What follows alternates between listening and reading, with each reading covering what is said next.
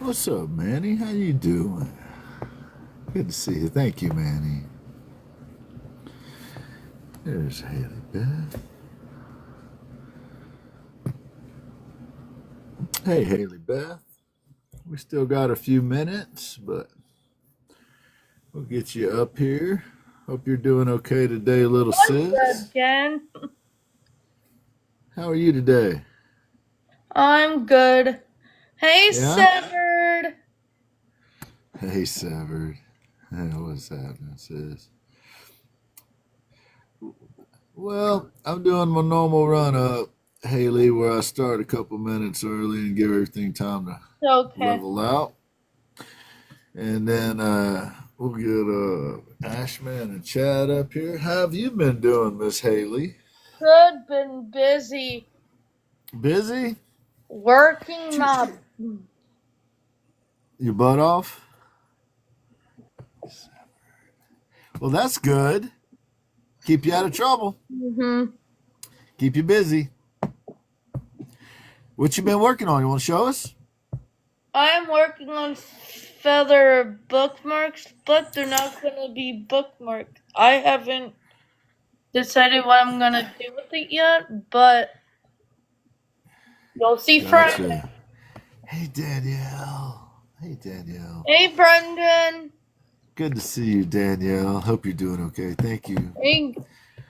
That's your that was your partner for your interview. Was Danielle's in here? Yeah. What are you doing awake still? Go Bills! Go Bills! Hey, Brendan. My first ever partner in. Yes. Have you been anxious lately? It looks like you might have been doing your skin thing here lately. Yeah. Yeah. Ben. You doing all right? Mm-hmm. Thank you, Danielle. It is good to see you, Danielle. Go Bills. I'm sorry. Go ahead, Haley. Oh wait, you're gonna be wait till Friday. Friday. Okay. I hope to still be here. Puppet! Fire Puppet. What's happening with Fire Puppet? She's in the chat. Oh, right on. Fire Puppet. Hey, Lenny. What's happening, Lenny? How are you doing? Good to see you. Kira, how are you? Guys, in 3 minutes we just have to wait for the overlords. Yes, we just got Ashton and Chad are running late. I might be.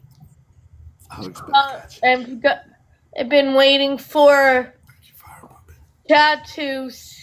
I have a package was arrived to Chad today. Nice. That's awesome. Thank you, Kira. That is awesome. So Chad should be getting your dot art. Chad, did you forget? Come on. Well, we're early, Haley. We're early. They're not supposed to be here yet. I came on early. It's going to be a couple minutes before they show up. It's okay. They're all right. We don't want to throw them in the basement just yet. But do you have any of your diamond dot art around you that you could share with us? Not with me. There's Ashman. We got Ashman. Hey, Tammy. Hey, Ash. What's up? Hey there. How's it going? I heard somebody was going to throw me in the basement. No. You're a good friend. You don't have to. You're not in the basement this week. All right. But a little. You dodged it, man. You dodged it. A little birdie told me that someone is getting a package from me today, and it's Chad. What's up? It might be here. He might be here. Uh-oh. Let's get a mic check on Chad, Haley, and then pretty soon mic we'll check, turn it over 1, to 2, you. 1. 3? 1, 2, 3? We're in there. Is that how that works? stove. And Chad, did you Por get? favor? Ask him, Haley. Did you get a little something from me today? Not yet. But I live in the middle of the 100-acre woods right next to Winnie the Pooh. And it takes forever for packages to get to my place. Hello, everybody. So it'll get here. Don't fret, Haley. I promise you. Every time that somebody sends me and the Ginn something, he gets his way before I do. Yep. Hey, Scott. So, but mine's slow. True story. Wait a minute. Yo. You know what time it is, you guys? 3 o'clock. Fine. What time is it, Haley? Stop. Wait a minute. It is time for the Ginn Project Show. Hi, welcome to the Ginn Project Show. My name is Haley Beth, owner of Haley Dot. I'm a diamond dot artist.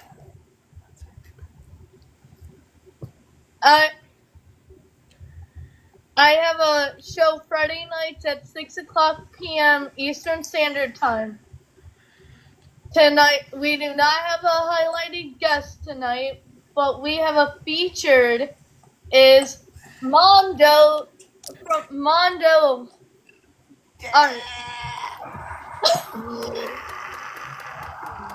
Woo. Outstanding, Haley. Thank you very much. It is. Hey, check me out. Check me out. I have a little surprise for you guys on Friday, in my intro of the intro. So wait and see what it is. It's gonna be excellent. Wow. Right on. The Haley Dot Show. I'm not gonna fall tonight. All right. Take it away, Ginn. Thank you so much, Haley. Appreciate you, little sis. The Haley Dot Show comes on at 6 o'clock Eastern Time on Friday nights. You can I'm going to go in the there. basement. Haley will be roaming around in the basement, making sure everybody's on their P's and Q's. Thank you, everybody, for joining us today. You got Ashman right here. You got Chad Rev Art right here. You got S.A. Artistries and Severed Art in the chat. Appreciate everybody being here. I was just going to take a few minutes off the top before we turn things over to these guys and just kind of let you know what happened and where everything is and that you don't need to worry. So for those that were curious, I went in last Thursday for a routine procedure that I have done every couple of years. Lobotomy. Yeah, a lobotomy. And unfortunately, one of the medications that I was given, which I've had multiple times before, I had a severe reaction to, and it was one of the anesthesia medications. It caused my heart to have problems, and it got pretty serious pretty quick for a while there. The good news is that there's no permanent damage to my heart. I've had all kinds of tests, EKGs and CAT scans and ultrasounds and a heart catheterization and panels and panels and panels of blood work. And for those that saw me for a while, I had Band-Aids and stuff on. I was just trying to cover up the track marks, basically. And the black and blue spots. But I am fine. I'm okay. The good news is I got a really good checkup and everything's okay. I'm going to have to wear a heart monitor for a little while. One of the things that happened was my heart did a bunch of erratic, crazy things. And wasn't beating properly and was out of sync and all that. So precautionary, I'm going to wear a heart monitor for a little while, and they're just going to check up, make sure everything's okay. But I don't want to get emotional if I can help it, but I would also like to say a few thank yous. These two men right here, there aren't two better men in the world, I'm telling you. They were there for my wife. They disseminated information to the people that I work with and my friends. And they had to bear the brunt of. I asked them personally to keep it in the house.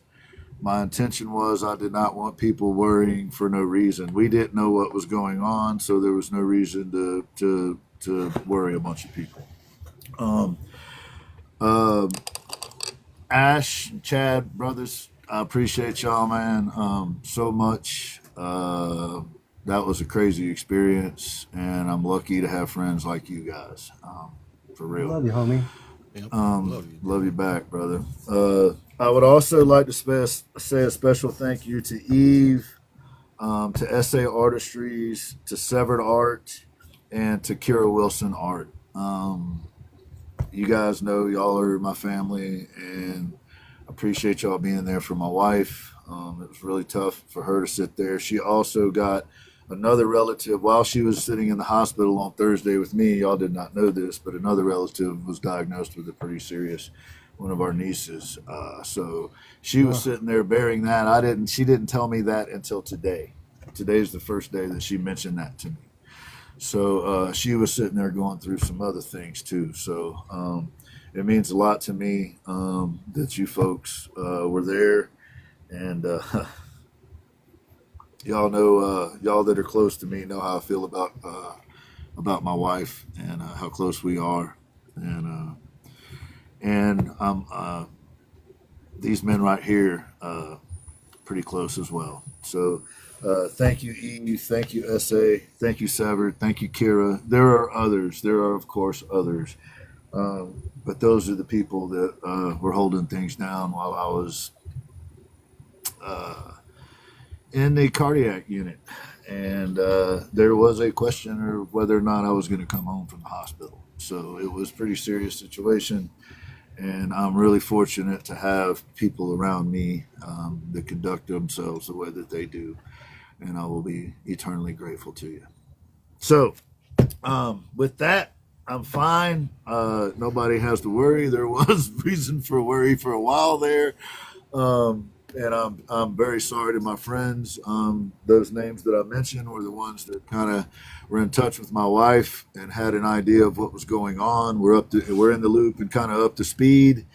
And they had to go on and do shows and talk to people and do things when that was in the back of their mind. So I'm sorry for that, and I'm sorry that I put you through that.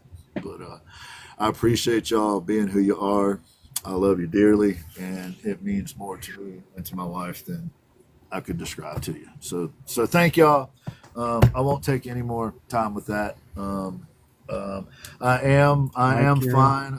My energy levels are still a little bit low, and if I'm being honest, I'm still a little spacey. I still kind of lose track of things here and there a little bit, but that's all normal. And my heart shed all the enzymes that you shed when you have a heart attack. It went through all the things that I just didn't have a blockage in the sense of I didn't have an artery that was clogged. I did have a blockage in the sense of an AV block where your heart doesn't work right. So, any rate, y'all, I appreciate everyone, and I will share this with you. While that was happening, it kind of hit like a ton of bricks. A lot of pain in the chest, breathing trouble, all that kind of thing. Half of my brain was trying to survive, and the other half of my brain was like, "Oh shit, I got stuff going on with Severed and with Ash and Chad and S.A. Like a mental Rolodex of all the things that I got to get done." So I haven't forgotten, but I appreciate y'all because there's a very good chance that the fact that my brain went where it did helped me get here today. So thanks to all of you. I appreciate it. All right, we got Ashman from Glendale, in case y'all didn't know, and Chad Rev Art here today. And today we're going to get Ash to go first. Thank y'all. Thanks, everybody. And Ashman, what kind of art you got going on, man? And what kind of shenanigans are you up to, sir? First of all, I'm glad you're here. Second of all, bro. I couldn't wait for you to stop talking.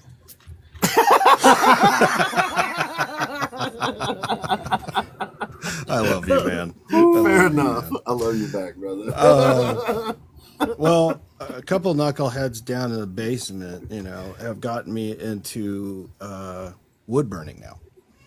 And so I did my very first wood burn today.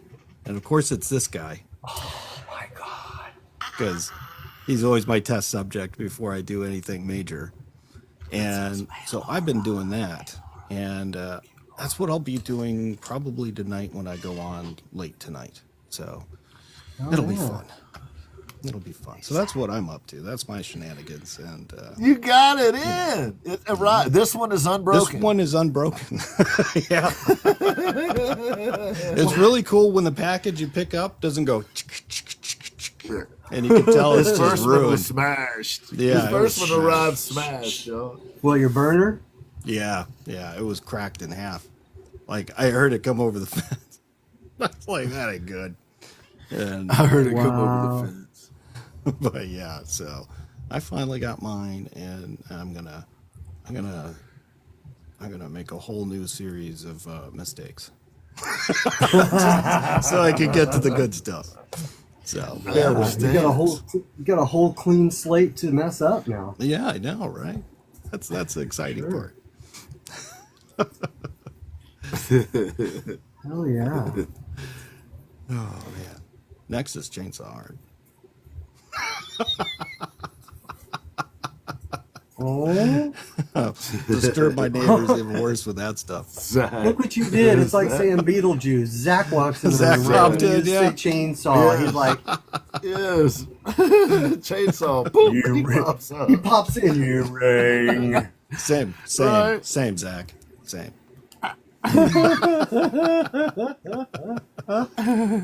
Oh my God. Wow. Well, What about this what are you guy? what are you pointing What at you me got for? going on? What you got going Man. on? What you been working on, man? I'm just happy to see your stupid face, man. That's the truth. Man. Me too. Good I'm glad to Lord. be here. God. Could have been a lot different. Yeah. You're stealing my gig, dude. Y'all would Leave have that been doing to like me. a memorial show right now. It was a good No. run we had with that asshole. We wouldn't have been doing a memorial show. We would have been doing a seance show. Come roast. on, man. Give We us would have some been doing credit. a roast first. A Yes. roast. Hell Yeah. yeah. That's what A Show our love seance first. and Roast. then a roast. Yeah, A there you Bring go. you back There you go. so Try you and get could it back hear first. us make fun of you. Yeah, that's a good way To the ringer. to do it. Put cheat to the ringer for you. Kira. She did. She did. She always does. She keeps me on my toes. Man, I'm working on stuff. Do you guys want to see stuff?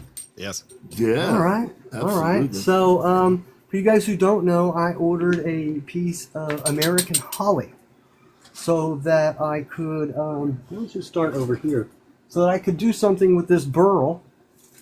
I got this oak burl that I've been showing you guys. It looks like it's got a cave. That was pretty unanimous every time I showed it live. I started carving the other side, as you can see.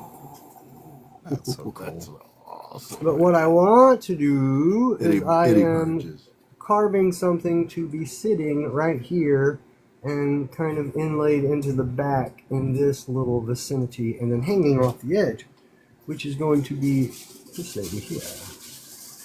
She is made, is she focusing? I can't tell.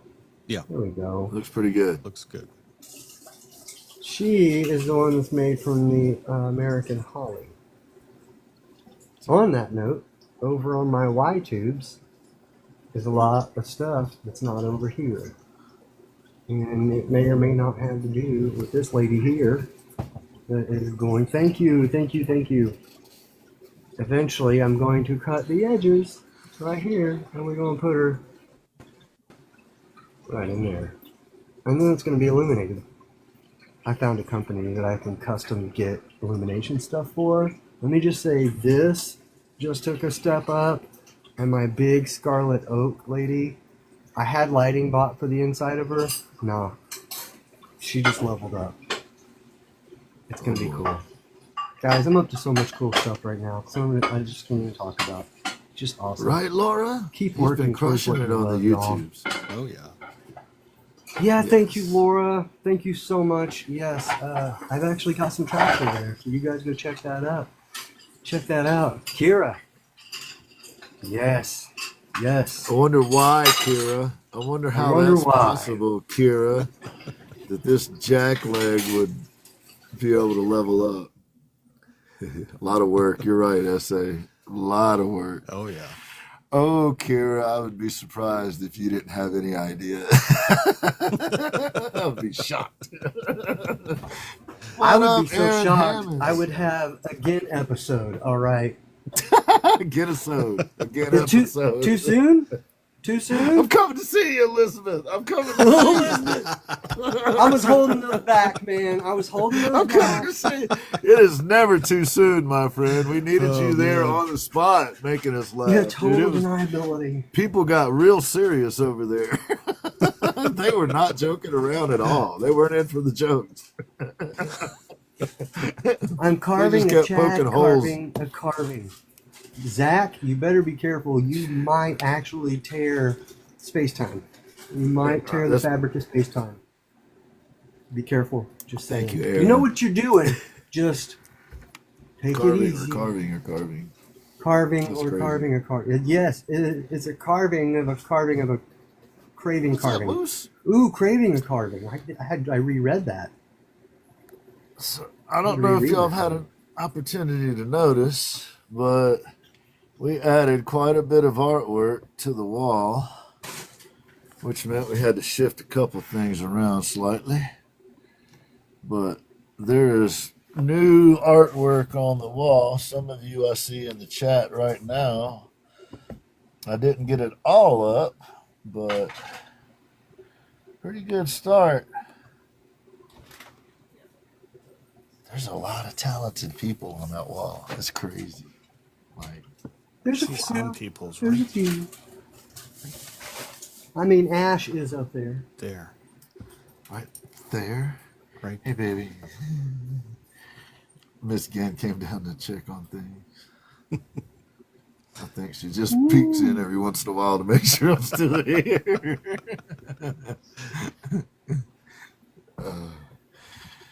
Carving So- a chat. The art wall has been leveled up. The ones in white are Chadrev art. That one is also Chadrev art. And I decided to name it Emergence. So that is the Chadrev art piece. So if it's There you okay go, with ladies you, and gentlemen, I'm not going to say everybody's name and everything because that takes a minute. We don't have the time. But I'm just going to quickly, if I can flip the camera, I'm just going to quickly show everybody, what we got going on. All right. Bang! There's Uncle Knowing and Hanson, Crimson. You recognize all these folks. S.A., Beautiful. Tasha, Chipster, Chad, Monsters, Chad. That's the one I'm calling Emergence. Chad was kind enough to let me name this particular piece. So I'm going with Emergence. I hope y'all like that because it makes me think of like what's actually going on in the back of my head that I'm trying to suppress most of the time. Another Chadrev art piece. This is our good friend Natasha OG. She'll always have a prominent spot because if you know that story about this piece, you know. This is Ashman. I said I wasn't going to say the names. I guess I'm a liar. There's some more Ashman, and I love this. There's our friend Eve's Artistry, Project Zero Art, our guy Eric the Airbrush Artist, my favorite artist of all time, S.A. Artistry. This is the great Aaron Hammonds. That dragonfly is an artist from the Generite Art Gallery. That is Kira Wilson art, another one of my favorites, along with Severed and Eve. I added Cookie's Muses to the mix. Cookie's is a new one. And then, of course, you got Can Do. There's another couple Kira pieces. And a local friend of mine, Jacob. And you got Flash Gordon. You got our guy Moose. Another SA Artistry's piece with a dude y'all might recognize in there. Prince, the Prince piece, and the La Rosa piece, and the West Borland piece are all done by that was a Little Richard. Project Zero. Yeah, Project Zero art. This is Dirty 530, our homie out in Cali. Awesome guy, amazing artist. Another Aaron Hammond's piece. Severed art. Doesn't he, Kira? Skittles calligraphy. Our homie Santiago art. Our friend Dead making art.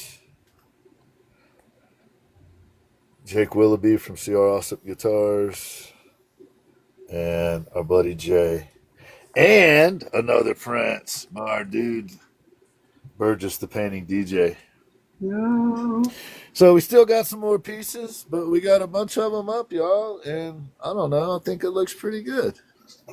I think it does. Pretty cool. Ashman and Eve and others helped me kind of figure out spacing. But anyway, very nice. All right. Oh, and I did a sticker board with all the different stickers from all these different people. So these are Ashman stickers across the top. Dude. There's an Eve's Artistry. And these are all SA Artistry stickers. Now, I used double-sided tape. I didn't actually use the sticker part, so they're still in I was text. about to say that would give me anxiety, having to actually stick the stickers. I couldn't do it. You can see they're sitting up off of it. I used double-sided tape, so they're still original. These are all SA Artistries, though. Yeah, you're right, Kira. It's a wall of people who care about you, too. This is true. This turns out to be true. Dad is in the house. Dad, he just showed your piece. Were you here? Dad! There's some more Dad right there. Matter of fact, Nice. there's some more Dad right there. And look at that, y'all, since Dad is in the house. Sweet. Wouldn't you rather be dead, delightfully experience? What's it say? Delightfully, I don't have my glasses on. Well, it's not focusing. You're right. And then, there you go. Will you vibe through the pain with me? Little Weirdos Club. A couple I threw in there. This machine kills good fashions. Yeah. Of course, no. I love that one. Some Crimson Rose. Bunch of SA Artistries. There's a Matty Pace. That is the raven off of my shirt. And the art piece that is on the wall right there. Thank you.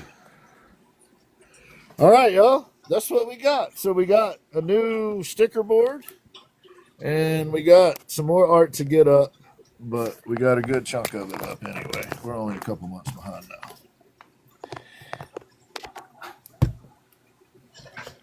By the way, it says delightfully exercising accumulated delirium. That's our friend Dead Making Art. She's amazing. If you're not following Dead Making Art, please do so, even if you have to unfollow me to go do that. She's incredible. Check out her content. She does like this stop animation type stuff. It is, I don't even know the right terminology, but it's cool. It's old school, so I love it, but it's kind of new school too, the way she does it. I don't know. It's cool.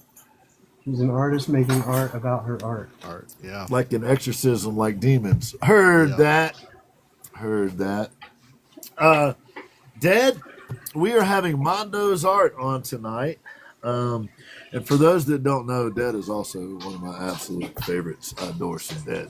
Me too. Hey, Goopy, good to see you. Good to see you, Goopy. So, we got Mondo coming on tonight, guys, and I think y'all are going to enjoy this because Mondo, I've wanted him on for a long time, and Mondo is one of those dudes that is super talented and works really hard to get the most out of it. But the way he treats people, man, he's a teacher. He's a teacher by nature. He's a leader by nature. And hey, MC, how's it going, man? He does this thing like Chad can do where people will come in as Chad acting like knuckleheads and then they turn them into their friends somehow. It's a skill that I'm trying to learn, but I don't necessarily have it. I'm a little more likely to just block and move on. but Chad will mess around and turn you into a friend.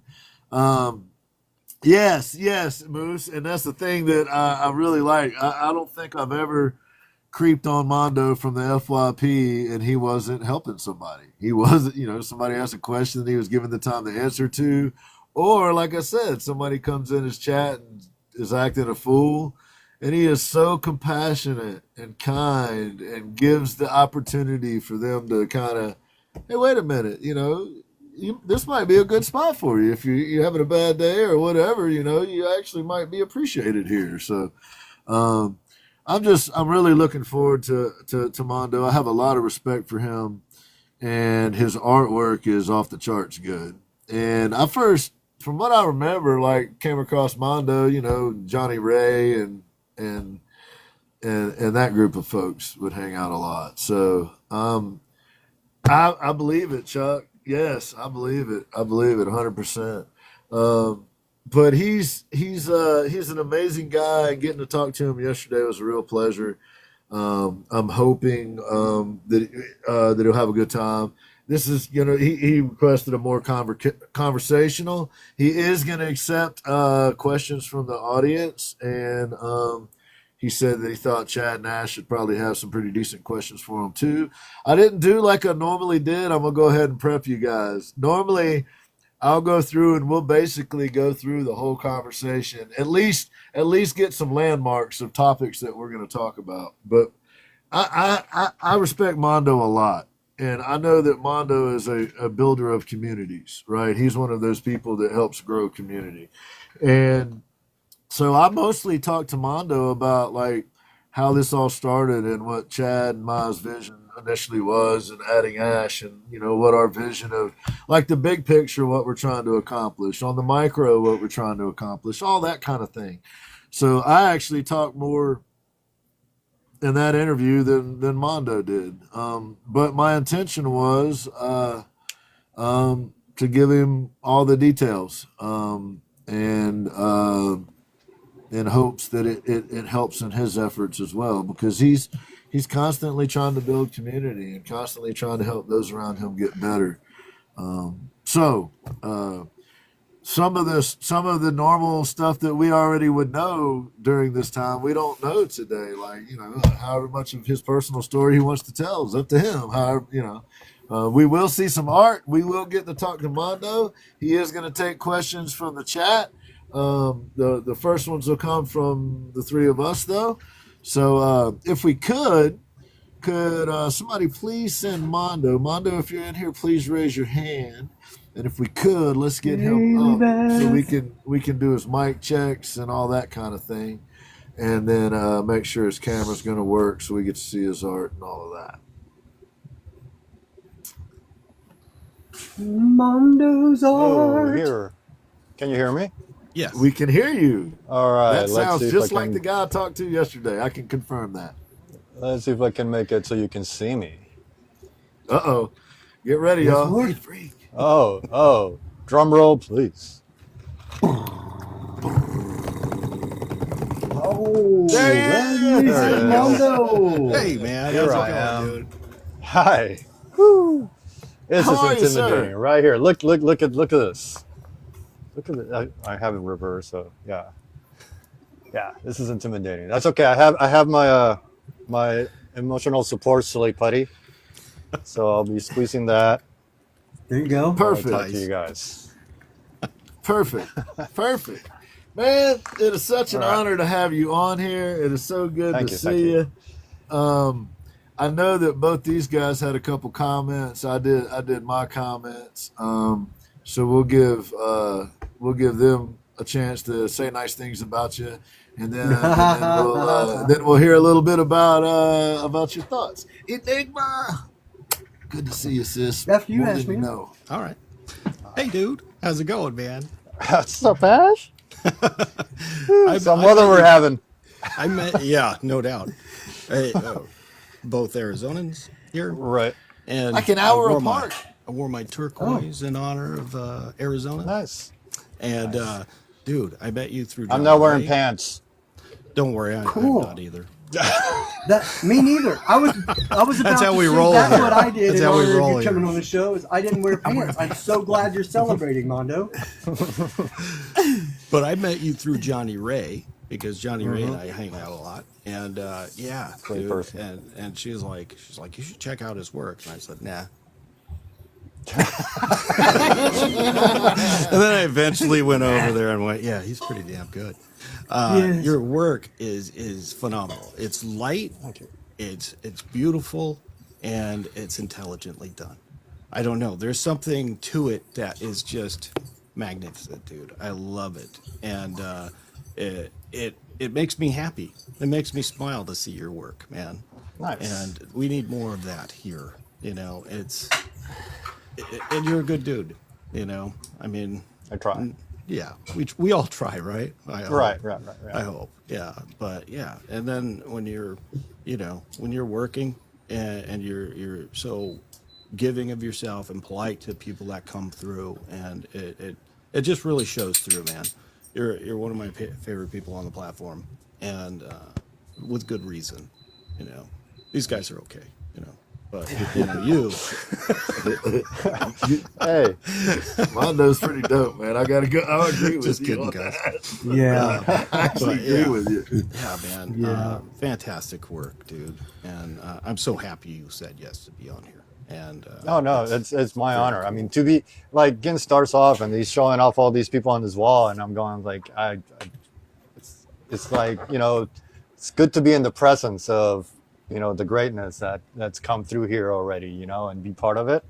It's like, it's an honor for sure. Oh, nice. Thanks for the invite. All right, Chad. Yeah. It's hard to follow that, you know.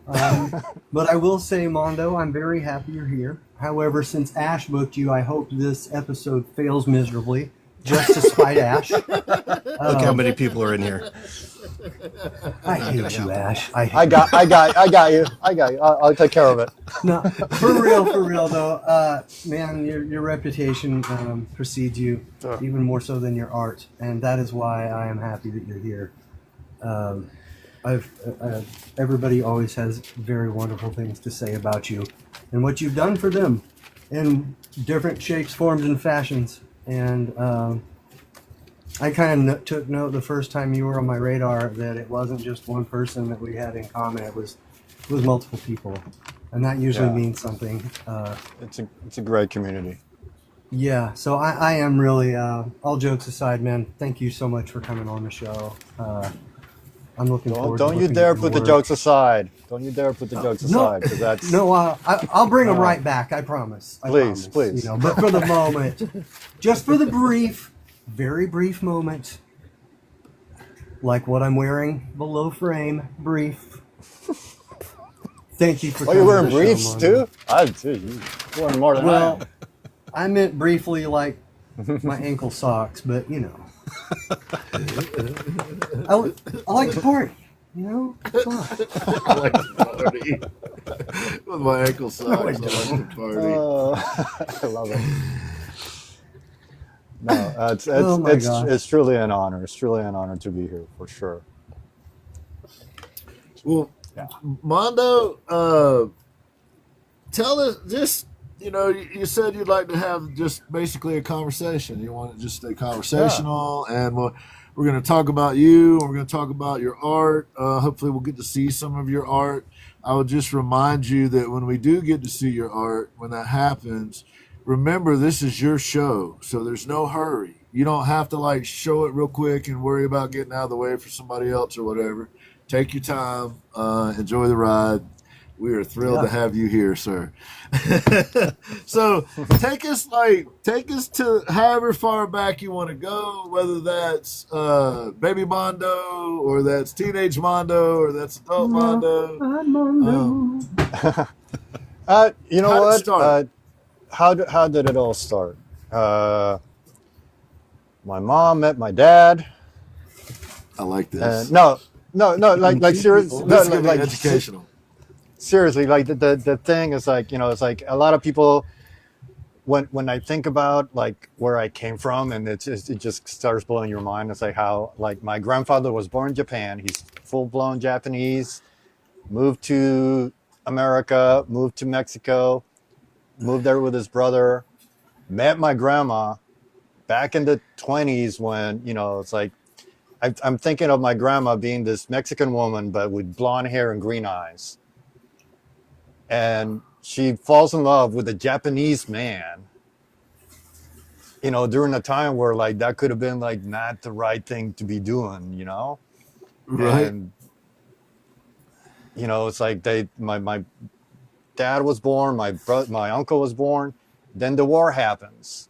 Mexico's allies with the United States. They get moved to camps.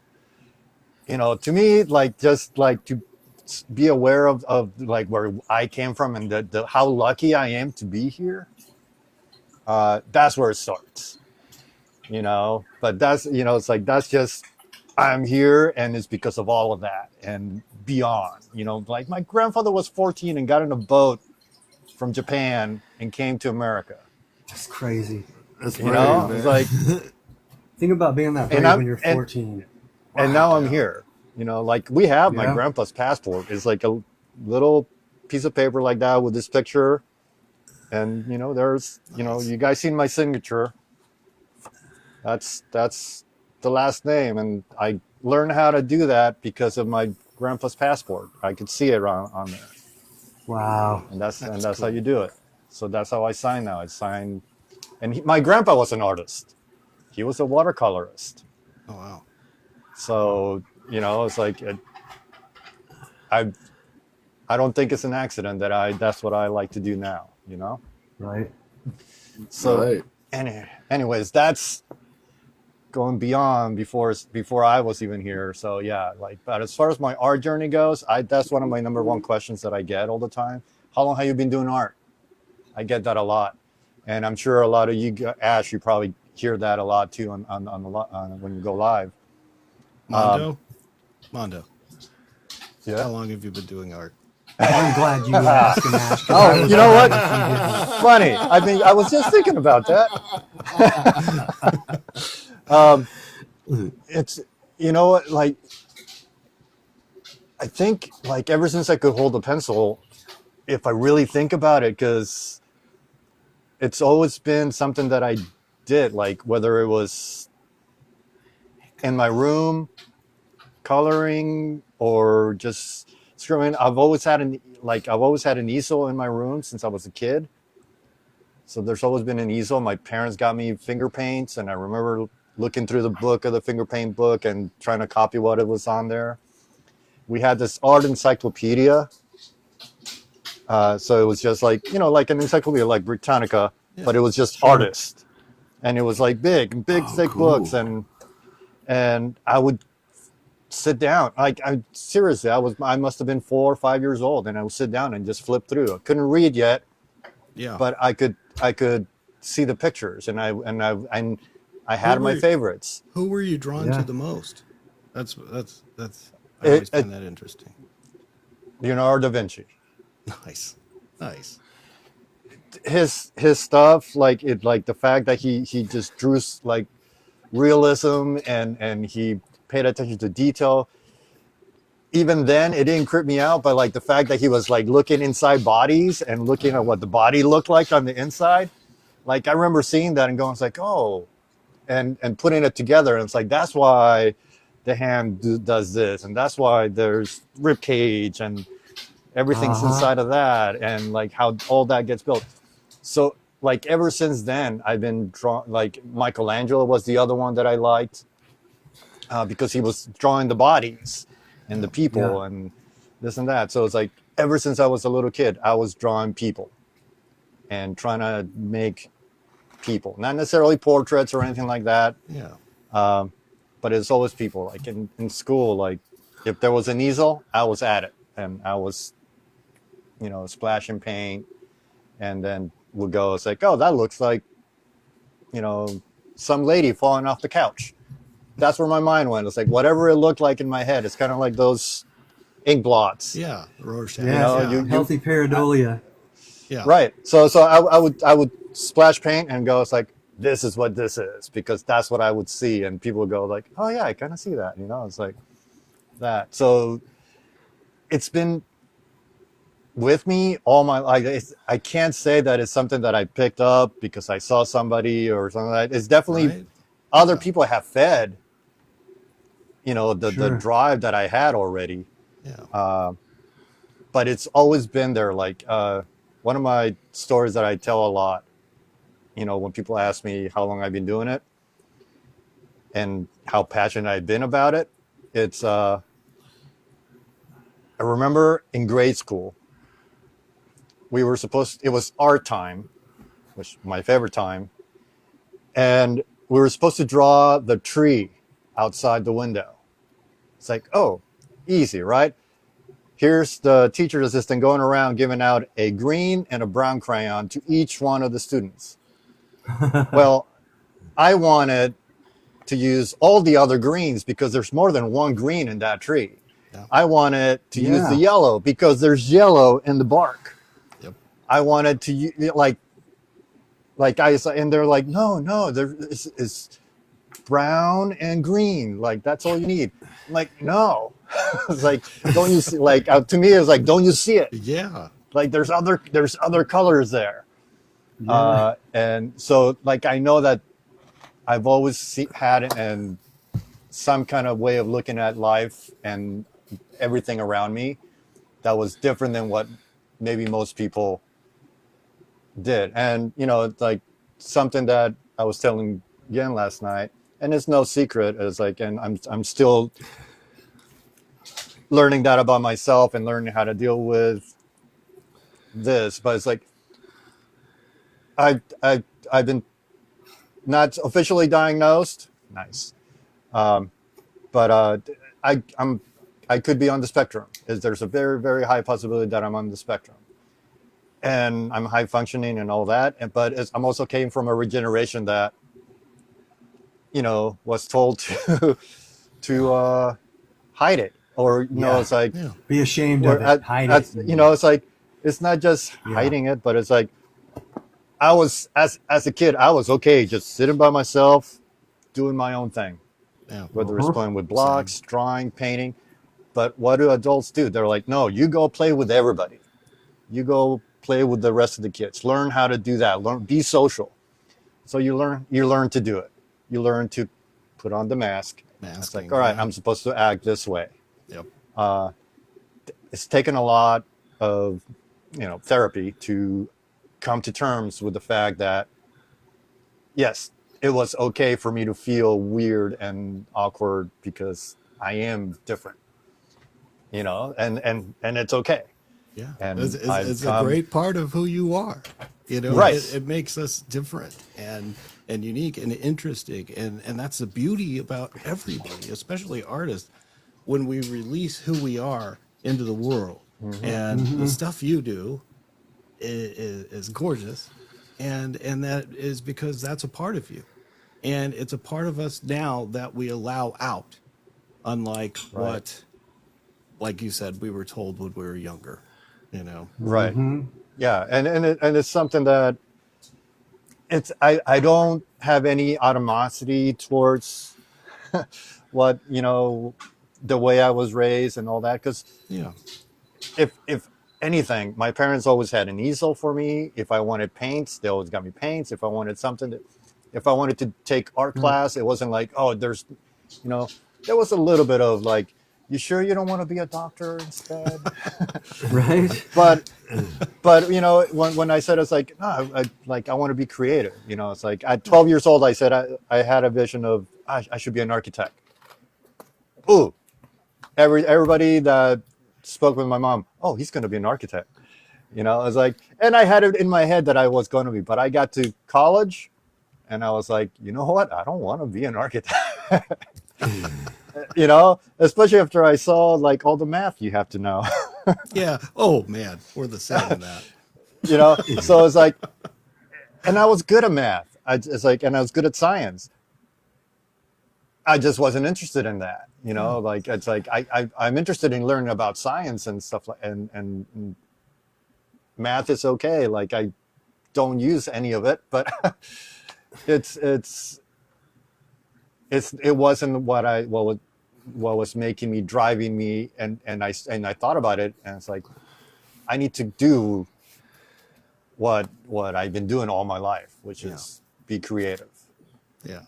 So I went to college and I got my degree in computer animation, and I'm not doing anything with it. Same. 2D animation for me. I'm old. Just to like, I've thought about that particular issue a lot, and because I no longer do what I went to college as a career for, that I had as a career. But I would say that I still use a lot of those skills outside of my profession. I mean, just, you know,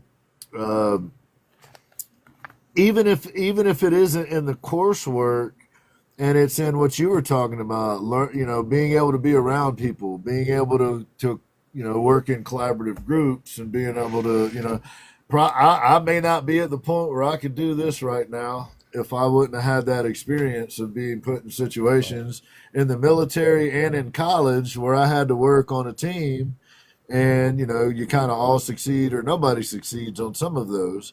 And I would argue that a lot of that paid off for me. And that ain't what you would normally consider the college curriculum. That was what you would consider socializing in the groups of people that we're talking about, folks that are on the spectrum.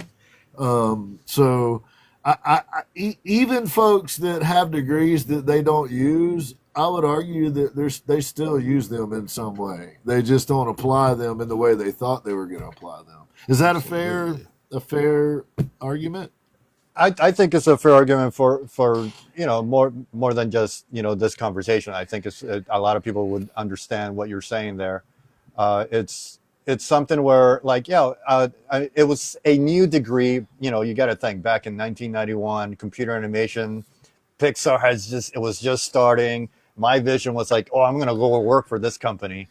So when I graduated, Pixar was like, no, we're just going to hire the Disney animators and we're going to teach them how to do computer animation. So I was kind of like, oh, well, that's out the window.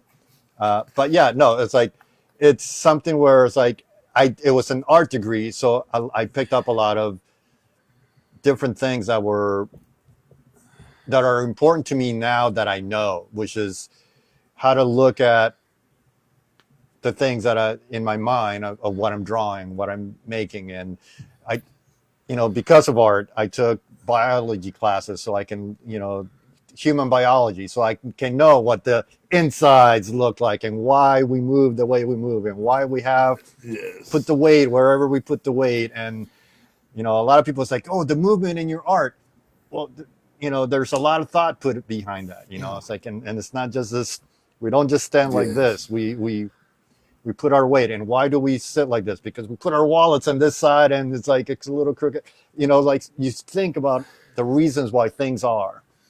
And I think that's something that I learned in college. I learned that everything that you do has to have a little purpose. You gotta, you know, really commit to the idea and just, you know, the worth ethic and getting up and getting going. I think that's important. Observation. Yes, basic problem solving skills, how to critically think through information, how to take information and find the actual source of that information to be able to make a determination of, is this a credible study, or is this a, were there three people in this study and there's other ones out there that have thousands in it, so like there's some, and Ash has helped me with this. We cut a piece of wood not too long ago that I'm sending to Chad. And I don't know much about sculpting, but I know proportion matters. That's how much I knew, is proportion matters. So before I cut the board, I'm talking to Ash. I'm like, hey, man, from an artist standpoint, I need to get enough here that we got right proportionality. And he was, his education helped him to learn that, and he was able to share that information with me. And I think it'll end up being a cool piece for Chad eventually. But I see all of these different ways that you guys that are really knowledgeable about your craft, like you pick it up from all different places. You're creative, so it almost doesn't matter where the information comes from. It gets incorporated. Even jerks have good ideas sometimes, right? And even dummies have really good ideas sometimes. That's how it works. I have a good idea occasionally, right? Yeah, right, Chad? They can hear us. But you know what I mean? That's one of the things I dig about the conversation that I had with you, Mondo, is you are an excellent critical thinker. You critically think through situations. You give yourself time to evaluate those situations. You put it up against a tried and true background, and you come to your own conclusions. If everybody had that ability to do it as accurately as you, I would argue the world would be a lot better place.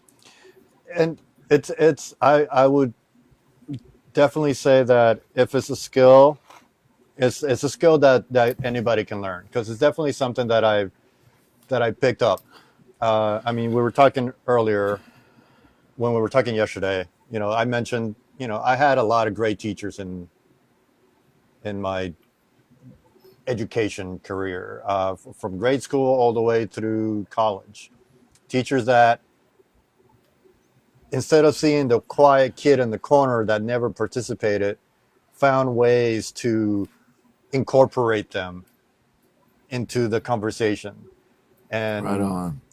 Get them, it's like, let them know that their answer it's also right. Like, yeah. There were times where, like, my science teacher, Mrs. Safranek, I still talk to her. She's amazing. She saw, like, she asked a question. I forget what the question was, but it was like a math question with a number answer. And she asked the question. Everybody was supposed to answer that question. Everyone was raising their hand. Everyone was getting it wrong. I was just sitting like this in my desk. And she kept looking at me as she was saying, anybody? And then I was like, and I said the answer, and I remember it was like an answer like where it was like 4,345.3333, something like that. And she's like, yep, that's it. And like everybody in the classroom that had tried to get the answer was like, oh my gosh, like this guy knows what he's talking about.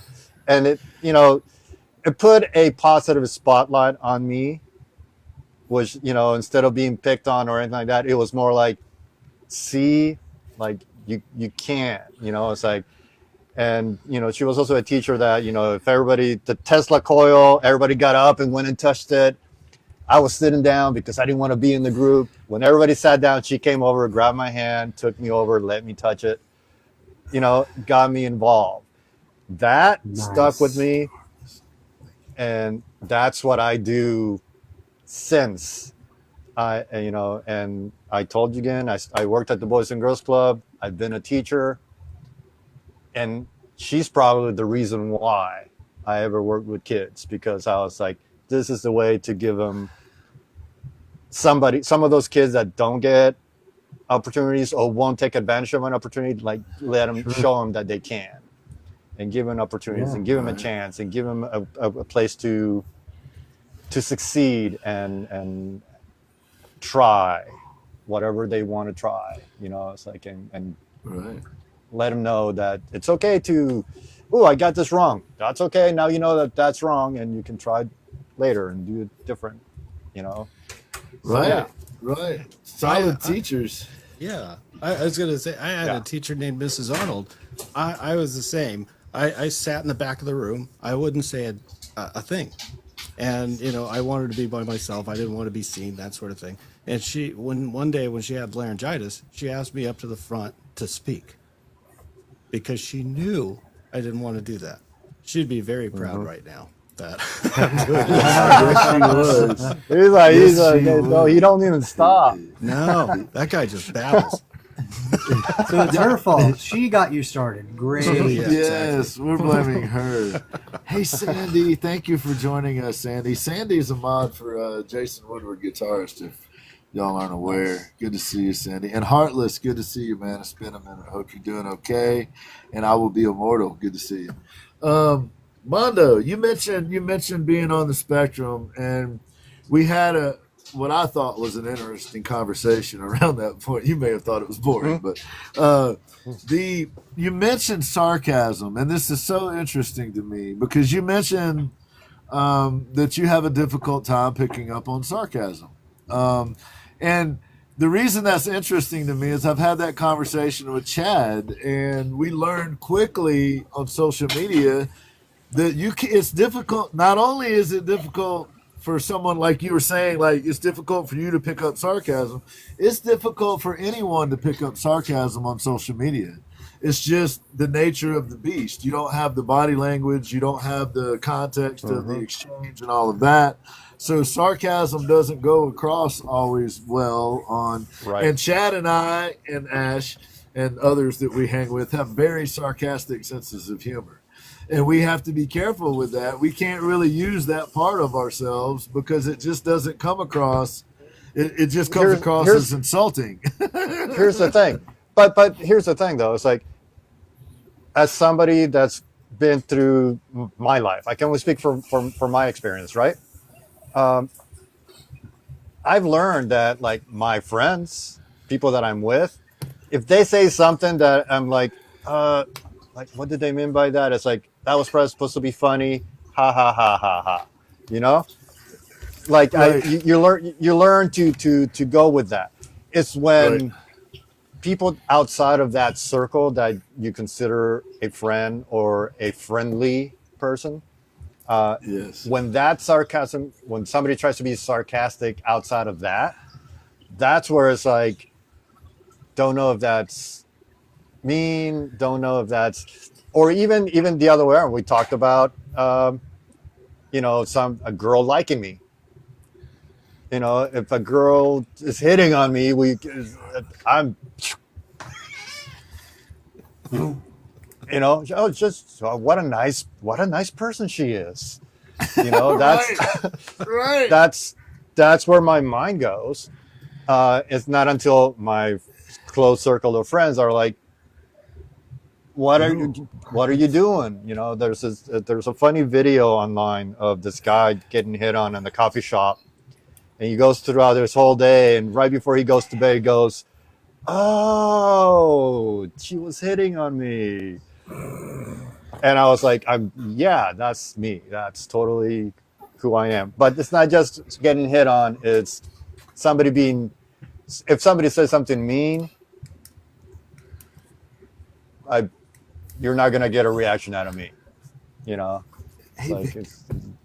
especially if it's sarcastic. So sarcasm, totally.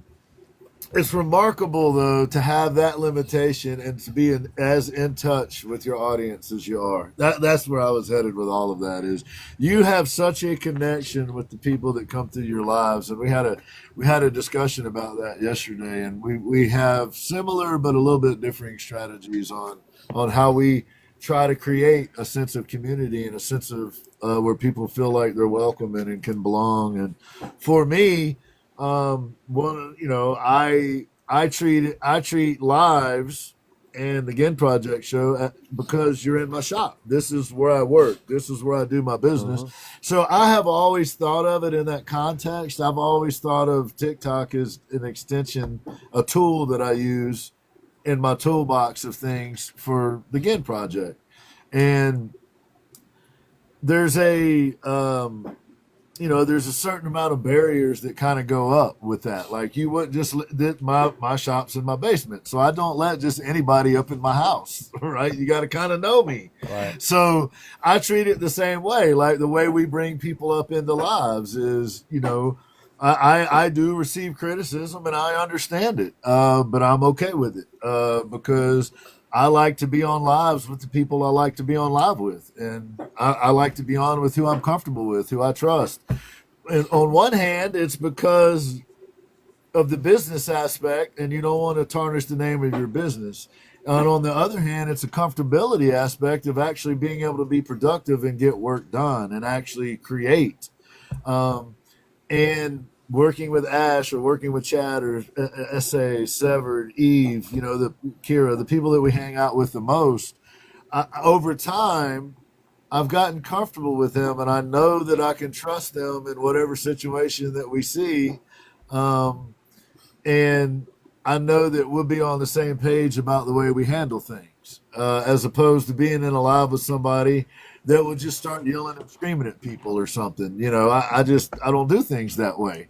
At least not in public. Chad and I have had some pretty heated conversations, but they were in private, and that's how those conversations should be, in my opinion. You know what I mean? So I find it remarkable, Mondo, that you have such a good connection with your audience. Yet, the limitations of sarcasm on this platform being an example, or just being able to pick up on social cues aren't as easy for people on the spectrum. And those social cues are harder to pick up on social media anyway, because it's a lot easier for somebody to be false on this platform. And you were mentioning how, Chad does it, where it's like somebody comes into live, they're being weird or they're being, I don't know, rude, and you're able to turn it around. So, to me, like, that's the whole thing. Like, it's like, I'm not reacting to something that's being said in the way that they want to have that reaction. Instead, I'm genuinely curious about the people that come into my live. Like, I want, like, ooh, like, what do you mean by that? Like, tell me more. Like, do you really, think this, or it's like, how does that work? And it's like, it's like, and, we talked about it. I try to keep it not political or anything like that, but, like, I want to hear where somebody's coming from. Right. And if it's like, oh, you're in here. It's like, do you do art? Like, that's my next question. It's like, how come you're here? Do you like art? What did you find interesting about, coming into my live? And you obviously want to participate. Like, what do you want to say? And there's been a lot of people that start engaging in conversations, and all of a sudden, they show up the next time. And they start, engaging with the other people in the chat the way that I've already had. Like, the people in there already know how I am and what I expect and all that. So I guess in the way that I don't see the meanness or the rudeness, it's my way of, well, come check out what we're doing. Maybe you'll like it here. And if you don't, that's fine. Right. No, it don't affect me any. Yes, Burnham. Yeah, his lives are fantastic. And I admittedly, most of the time when I'm watching a live these days, it's from the FYP. It's just easier that way, but for everybody involved usually. But you're live. The other thing, Lost Paintbrush, good to see you, brother. Another thing that I really dig about what you do, Mondo, is and everybody isn't able to do this, you're able to break down your art and explain it to people. Explain how to do it, or how to, like, instead of being guarded and secretive and all of that, Oh, you're like, hey, this is how you do that. I'll break it down for you step by step. And if you got any further questions, hit me in the thing and I'll get back with you and we'll get it sorted out.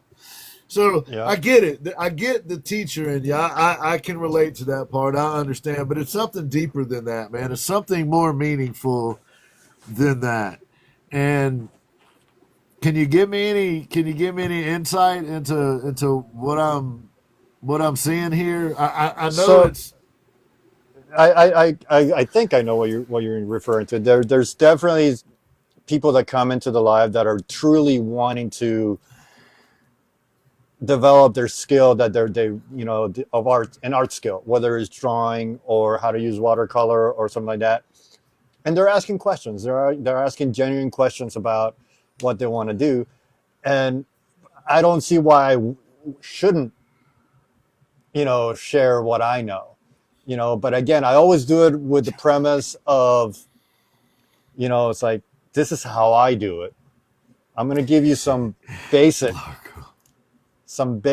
of of what I do, so you can develop on your own and create your style and move from that. It's like, don't try to copy me, because it is impossible to be just like me. Like, I'm the only one me. It's like, I emulate, all the different artists that I have seen in my life. Like, Leonardo da Vinci is one of my favorite people to know, because the science and the way he drew people, the way he thought about how things worked and how he connected things. But I'm not going to try to be him, because it is impossible to do that. And then there's other people that inspire me. So to me, it's just like, why wouldn't I just go and like, yeah, let's do this? It's like, and maybe somebody else is not raising their hand and wants to know about this. So, to do it on here, and is one of the reasons why I like coming on lives, is because if somebody just wants to sit in the back and watch me do it, great. They don't have to say anything. If they want to ask a question, that's great. But I always say, it's like, hey, if you're here, say hi. Let me know that you're here, and and that you kind of coast them. It's like, you don't have to, but I want to know. I want to know who you are. I want to know what's going on. Where are you from? Very least, let me know where you're coming from, because that's kind of cool. I have people from France that I hang out with on here. I have people from the East Coast, people from Canada, people from Mexico, people from Australia, Puerto Rico, Australia, Cookies from Norway. From Norway. Holland. Yes. Holland, sorry. It's like, she's one of those people that just, she comes in and she's interactive, and she's all, she's not asking questions or anything like that, but she makes it interesting. I have a friend in North Carolina, and I was telling you about her. I was telling you about her. She's one of my moderators. Cataroot. She goes by Cataroot on TikTok. She's an amazing artist, but she works in a garden, in a community garden, not community garden, but it's a private garden, but they open it up to the public and stuff like that. Horticulture, that's what she's doing right now. But she is an amazing artist, and she's so interested and so intelligent, and can talk to you about, like, she comes on and she'll be like, I saw this bug today, and I'm like, what bug? Tell me all about it. And she'll go through, and it's like, yeah, and they only come out at this time of the year, and this, and I'm all about it. Like, oh, please tell me more. Let me look it up. I want to paint that now, So those are the kind of people I want in my lives, from everywhere. Like, you don't have to be an artist. It's like, you can be there and be a mathematician. If you can teach me something cool about math, please. I think that's a wonderful thing I see through your art is the curiosity and the observation. Intellectual curiosity, yeah. You know, and I think that's a big part of art in general is we want to know as much as we can, we want to observe as much as we can, and we want to try and incorporate that into what we're doing. And it just helps us express more, especially for those of us that don't express publicly. It's kind of a way to do that, you know, on a canvas or something. So, Yeah. or whatever. Yeah. No, it's like go ahead. No, I'm sorry. Go ahead, man. Go ahead. I forgot. Oh, I was just going to say Lark Torn a little earlier made a comment that maybe mean people just don't like fairies and mermaids, which I just thought was a solid point. I just thought that was a solid point. You know what? But that's the thing. Like that's where I want them to stick around because I don't just do mermaids and fairies.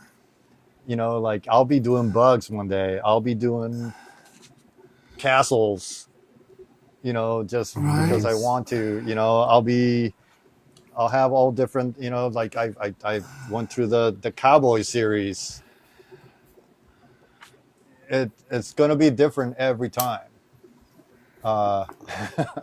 So it's you know, and if somebody comes on and gives me a good idea, it's like, hey, have you ever drawn this?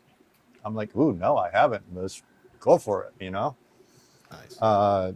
So it's something where it's like, you know, everybody, you know, I don't do just the one thing. I have the things that I'm known for, but I'm definitely, you know, like I'm known for watercolors. I do acrylic. I do charcoal. You know, I've never done oil. That's something I want to try. It's just, I'm a messy painter. And watercolor washes off easy. So Watercolor washes off easy. It does. Like you should see my pants when I do acrylic, when I'm wearing pants. That's why you took them off, to make sure they weren't messed up. Right. I probably have a pair that's all painted on. We have a friend that wears all white that's an airbrush artist. Is it Eric? Yeah. No, it's a friend of Eric's. Flex. Okay. Flex. Okay. Flex. He always has a white hat and a white shirt on as your paintbrush. He's a spotless. airbrush artist. He does not spill a drop. It's amazing. That's brave. Look, paint is scared to get on this guy. He's amazing. He's so good. Paint don't want to get That's on a skill right there. I walk into the studio and I'm a mess. I don't have to touch anything. Like this is me. Like I'm painting, and it's like, oh, there's too much paint on that. You know, and this is where I take the paint off, right on my hand, or Chad's licking right the paintbrush. Yeah, right on the knee. I do the same thing. The knee is like that's what I'm saying. It's like, so when I do acrylic, I gotta have everything covered up. I know I'm gonna get all messy. Yeah. And, you know, it's just gonna get everywhere. But I'm okay with that. That's what I do. Yeah. You just got to go into it knowing. Otherwise, it just ruins the whole thing, you know? Yeah.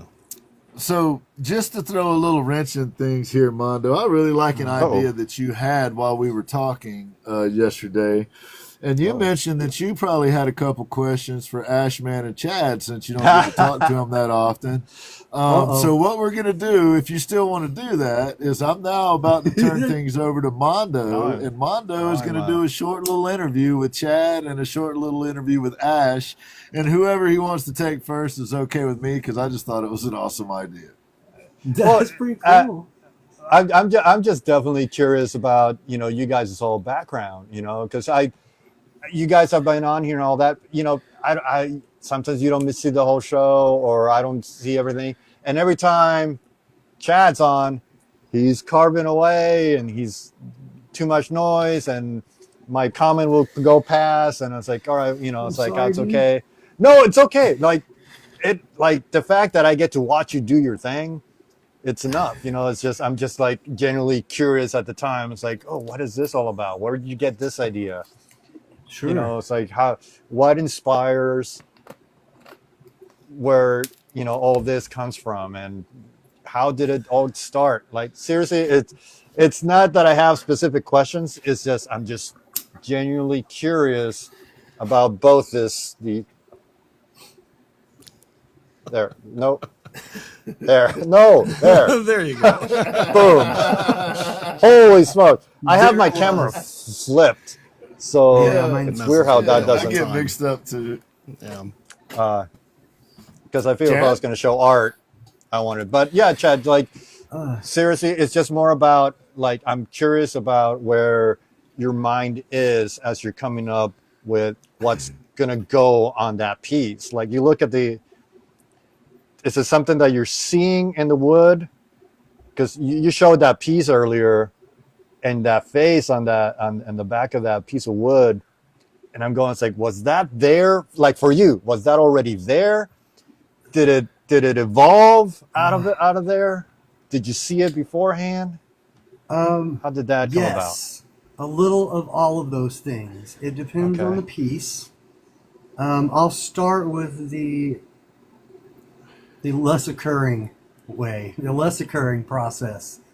Ginn showed me a piece of original mahogany once on one of these shows, and I immediately saw an entire sculpture in it.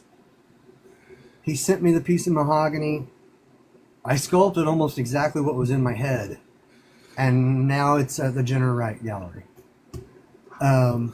Now, a lot of the times I have very little to no idea what I'm going to make.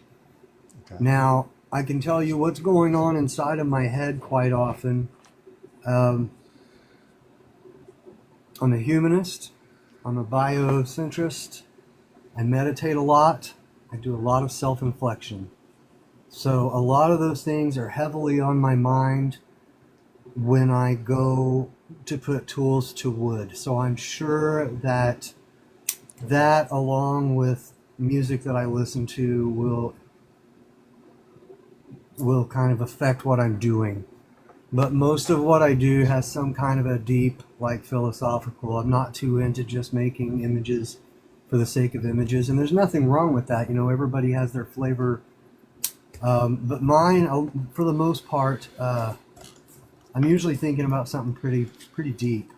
And then sometimes the piece itself will either force my brain into that thought process or teach me something about it. Okay. Does that answer any of it? Yeah, no, that's totally, I'm sure like there's a lot of people here that just went, that's amazing. Like that just showed me so much more of you, you know? That's a lot to try to compact into a short answer. No, I think. but that's the whole thing. Like that's the kind of thing that makes other people go, okay, now I get it. Now I understand where he's coming from. Now I can see, even if it's not the full answer because it's too long. It's like this is the way that he's going, and this is the path, and I can follow that path even if I don't know exactly where you're going. I kind of know the direction that you're in, and it kind of helps with like not only the respect that you already have just as a skilled person, but as a intelligent thought process that goes into this. You know, it's like I think that's big in the fact that, you know, there's 32 people in here right now, you know, hearing this. And I think I would say a handful of them probably needed to hear that the way you said it. So thank you. You know, the thing, Mondo, you make a good point, because I've gotten to witness it as, you know, somebody that is lucky enough to get to work with Chad a lot. I've seen all of the different interpretations, right? I experienced the showing him the piece of mahogany, and now it's sitting in the gallery. And then I've also heard him, you know, just describe to me ideas that he's had, and then kind of over time, like, hey, I was thinking about that idea, and I think I'm going to add this or take that, like, and how they can morph and they can change. But here's the thing that people miss a lot, I believe, and it comes from his core. Like, the art that he does is deceptive, because it's about the things that he cares about, that he believes in, that he thinks about, the issues that bother him, that kind of stuff. He just has a different way of expressing About humans. it. Yeah. Yes, about humans. And it's Right. incredible. Yes. I often feel bad for folks because there's a lot of depth to Chad, and the same for Ash, that people just don't get to see. It doesn't come across, and they don't get to see the making of the sausage. They just get to see the actual carving of the sausage. But the concepts behind it oftentimes are much more. I hear you. I know. I teed it up for you, Ash. I teed it up for you. But it is remarkable because Chad is like this maniacal scientist behind the scenes trying to figure shit out. And then you see it applied to his art. And I would argue that's one of the things that makes it special. There are many, but that's one of the things. Yeah.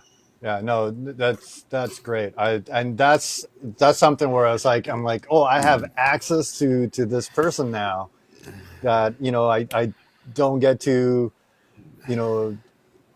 engage with enough. Mondo, you have access to me anytime you want, brother. Thank you. Thank you. Message, but it's just do whatever you need.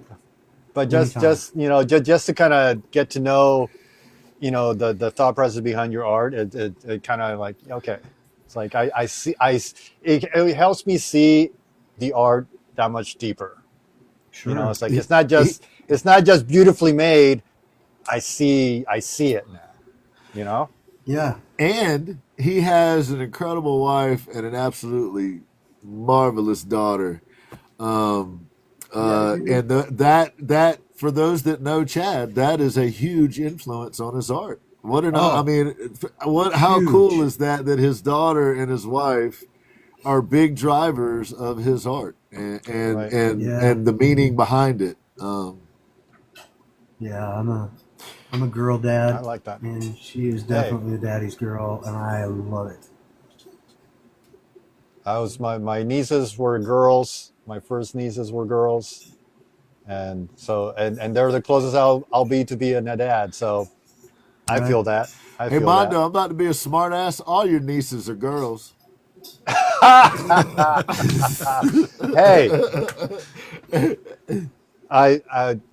yes. Well, I guess it's possible that Almost. maybe there's a transition. It is, but so far that hasn't been to be any hints of that. But all my nieces are girls. I have 3 that are family, 1 step niece, and 5 that are just like friends that I'm Uncle Mondo. So right, and they'll get the same. They'll get the same love from me. So. It's Funkle awesome. Mondo. You're a fun uncle. Funkle Mondo. Funkle Mondo. All right, Mondo, that was an absolutely outstanding micro interview of Chad Rev Art. You think you can duplicate it with Ash Man? Well, with Ash, you're gonna get terrible answers, Mondo. I'm sorry. I'm just gonna prepare you for failure. The answer you can tie a bow on whatever question you write. Here's the thing with Ash, question of the If world. he can get his knuckles off the ground to talk to you long enough. Like, I've been wondering about this because it's like I kind of have it a little bit too, like the whole. Ha!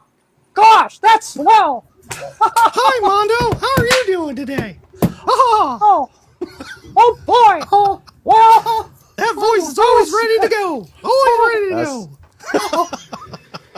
Like I started like, you know what? I do voices in my lives too, but he's getting all the credit. I was like, yes. Oh, when you thought Mondo couldn't get any cooler, there it is, right there. He's also a voice actor. it's just one of those where I was like, I've been doing Mickey Mouse all my life. That's what I can't do at all. I can't do that at all. Donald Y'all, Duck. that was hard to do. I can't do it.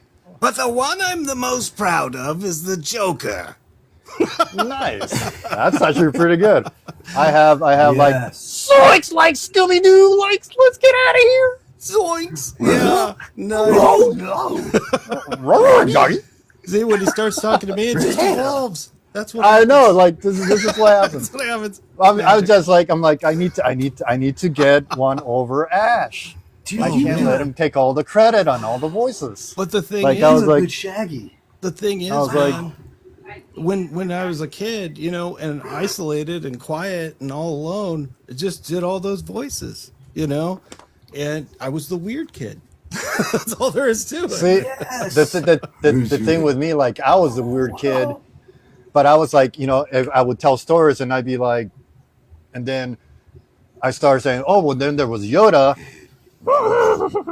You know, he like I would just Yeah. instinctively Exactly. go there, and it's like, you know, I don't understand why more people You know. don't. so it's just no, Ezra's right, having a but blast.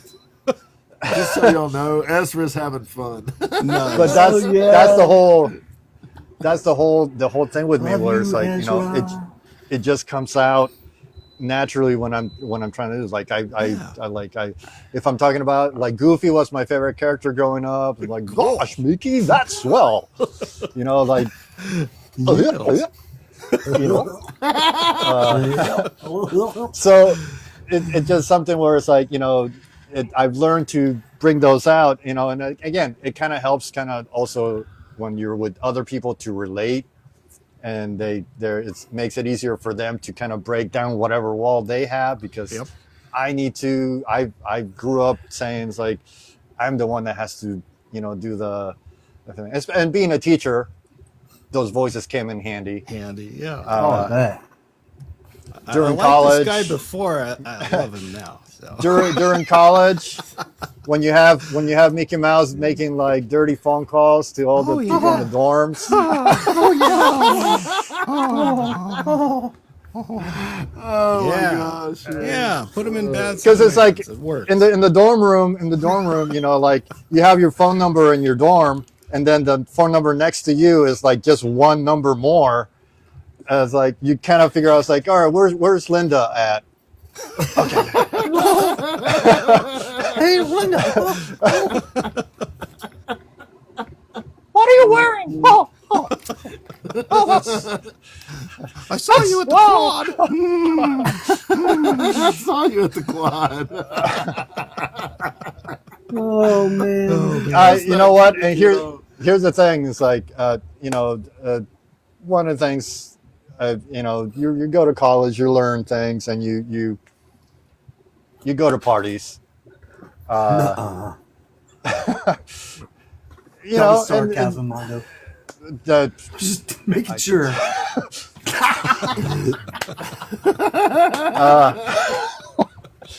But you know, it's like the best part was, like, when everybody kind of realized, like, that was Mondo that made those calls. You know, quiet Mondo, the guy that keeps to himself. Yeah, You know, it was because- him. Well, That's all. you know, and that's one of those things. One thing that you would know about me now is that I'm dry. I don't partake in anything that alters my way of thinking, or my way of moving, or anything like that. Just, I learned that was a form of masking I was doing in order to be social at parties. Yeah. But you know, that doesn't mean I didn't have fun and Sure. I didn't enjoy while I did. You know, like, you know, it's supposed to happen in life. Time and place. You know, you try things and this and that. You know, it's never been a problem for me. It's just it was just a situation where, like, I just can't cover up who I am anymore. You know, and it's like, and I need to be okay with myself about who I am, and have other people be okay with that too. It's exhausting, isn't it? Like, It when is, you're it is. masking outside, and you just keep masking, and then when you get home, you're just worn out, Right, tired. and that's the hardest part for people to understand, I think. Yeah. I try to explain that to my parents now, where it's like, all right, you want me to go with you to this party? I'll go with you to this party, Mom. And I'll be the social person. I'll know what to say. I practice these conversations in my head over and over, so I know how to say them. And it's like, and this is supposed to be funny, so I'm going to say it this way and this and that. And you do that, but then you know that I'm going to be done like for a day, the next day I'm just not going to be able to function the same way. Yeah. So it's like, Totally so get I that. just I bring that up just because I'm talking about how I partied and what I did then, and I'm not demonizing that at all, Sure. but it's like this is where I'm at now, and I've Right. learned to do this here without having to do the mask or cover up or even liquid courage, however you want to call it. Yeah. I can do People that should evolve. now, Yeah. and Oh yeah. because I've accepted myself, as I am, Yeah. and I think that's something, and I feel comfortable enough here that where like I know that who I am is accepted here, because that's Absolutely. who you guys Absolutely. invited, Absolutely. So thank you. Absolutely. Thank you for that. Yeah. But anyways, Ash, I seldom drink. hey, it's I was never a heavy drinker, I was never somebody Can't that say that. that overdid it. Either. There was parties, and I was, I think I held the About 20 record for years. the biggest, but that doesn't, it was never something that like I like my fridge wasn't stocked or anything like that. Yeah. Like it's never Yeah. been that. It's always Right. been just at social situations, Yeah. and that was the reason. And it's Gotcha. seriously, it's been about 2 years since that I just went, boom. Nice. Like I Yeah. need to come to be myself, and that doesn't mean that I couldn't have a drink or whatever. Sure. It's just, it means that right now this Yeah. is where I'm at, and this is what I'm doing. Right. And if somebody offers me, it's like, no, thank you. When before it was like, oh, maybe I should, just so I can fit in and Yeah. socialize. Mhm. No, now Right. I'm able to go, I don't need that. I'm going to be myself tonight, Sure. and let's do it, But I Man. did have an actual question for Ash, and before we got deep. Let me Yes. come back. Welcome, Rick. Welcome, Dawnbreaker. Hey. Welcome, Krista. Good to see you, Christopher. Good to see you, brother. Yeah. Welcome. Welcome. Lots of good people in here. So Ash, Drum roll. like your art,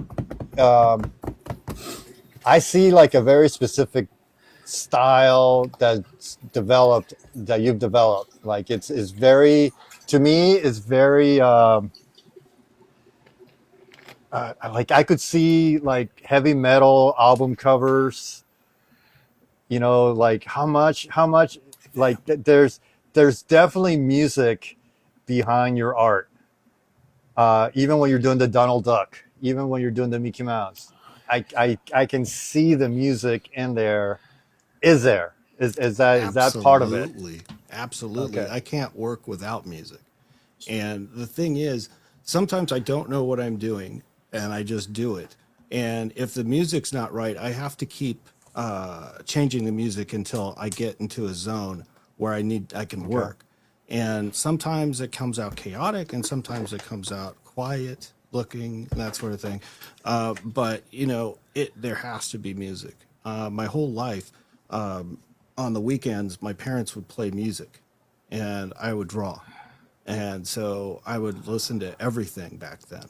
And the album cover artwork was my gallery. I would put that stuff on the wall and just look Yeah. at it for hours, and study them, redo them, copy them, that sort of thing. And yeah, I don't know, there has to be music. And for quite some time, it was to block out a lot of stuff that was going on in my head. Because, like we talked about, I have a lot of doubts and negative thoughts, that sort of thing. The music gets rid of it, and it allows me to flow. And I think that's where a lot of my stuff comes from is music. You're absolutely right. And animation, like learning animation. So How much was Ren and Stimpy part of your life? a massive part. Yes, I can tell. Loved it. Absolutely. Can you believe they got away with that? I Like that was trying to Nickelodeon. here. That was Nickelodeon. I can push things. Yeah, no, Right? I get it. Yeah, absolutely loved what they got away with. Would you like to buy some rubber nipples? Yes, That was my favorite right there. Yes. Damn it, Skimpy. See, being from Mexico and Hispanic, I cannot do that accent. I can't. I that's one of the accents I can't do. I want to speak like Antonio Banderas so bad, but I can't. Instead, I have this American accent. Where is Essie Have a when you need her? boring American accent. I have the same thing. Everybody's like, "Are you, You know- from the Midwest?" No. Oh my God. I just. No. How'd you Gotta learn fit English, in. Armando? Oh, movies. Actually, Sesame Street. Ren and Sesame Stimpy. Street. No, then I would have the accent. Right. You only learned from Ren. Stimpy. Yeah, no doubt. Happy. Damn it. So we were. I'll teach your grandmother to suck eggs. I love that line. Yes. Oh my God. Well, Mondo, let's not forget to let the people see some of your art while we got this going on. Absolutely. We don't want to give too Joy. much of your time to Chad and Ash, man, because they just will not appreciate it. No. But they deserve some time. I'm glad. It's like, and again, I have you have. I mean, let me ask you, because I have you here, and again, like like we did with Chad. Sometimes something comes out that other people need to hear. And talking to you last night, like I got to know Ginn, because how he said that he mostly talked. Mostly talk. So you were like Ashman and waiting No for him BS to start there. Yeah. But no, he knew how to drive the conversation, and there was a lot of stuff that we ended up talking about and understanding and all this and that, and I love his journey to where he's at right now, and the fact that he's embraced the artist community that's come around him. And I told him, it's like I'm sorry, because he's like, I'm not an artist. I'm like, dude, you are. You have the artist's mind. Just because, like, if you never drew, if you never painted, that doesn't mean you can't. If you never, it's like the fact that you can visualize something and put it, and make something out of nothing, something out of, it doesn't matter if it's a guitar and it's very technical and all that. You see it before, like you chose on your guitar right behind you, you chose to put that different color there. That's a decision that had to be made. And it's like, I want to make sure that you understand that that's what an artist is. It's somebody that makes decisions on stuff that they're doing that's going to be different than what the pattern is, and you go outside of that. The fact that you're creating this space for other people to come in and talk about them, their art and their experience and all that, that's a creative mind at work. You're able to see beyond what's in front of you. So I want you to, like, I would like to hear, like, what's something that you've been thinking about, the direction of your creativeness that we don't know about yet, like that's in the back of the mind, that's coming from, because I'm sure there's stuff going on back there that you're like, I want to make, I want to go in this direction, but I'm not sure yet. Before he says anything, we only have 22 minutes, so. Oh. Just again, because. Yeah, let me clarify. He was talking about Ginn. Just kidding. The answer is the thing that I don't know yet. What I'm really excited about currently, honestly, I don't know if this will answer your question or not, but I have in my head these guitars that I want to build, and I want to get them in the hands of artists, but I don't know what the artists are going to do in many cases. Some of them have discussed their concepts with me, but some of them I don't know at all. I'm just going to send them a guitar, and then when I get it back, it'll be whatever it is.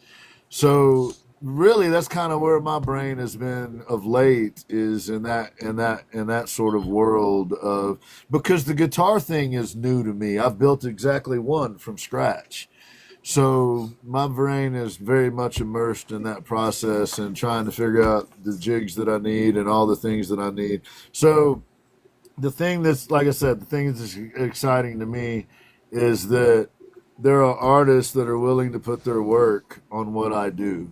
And I just absolutely cannot wait to see what happens when S.A. Artistries or Chad or Ash or Severed or, whoever, all the people you see behind me do their thing. I hope that's somewhat of an answer.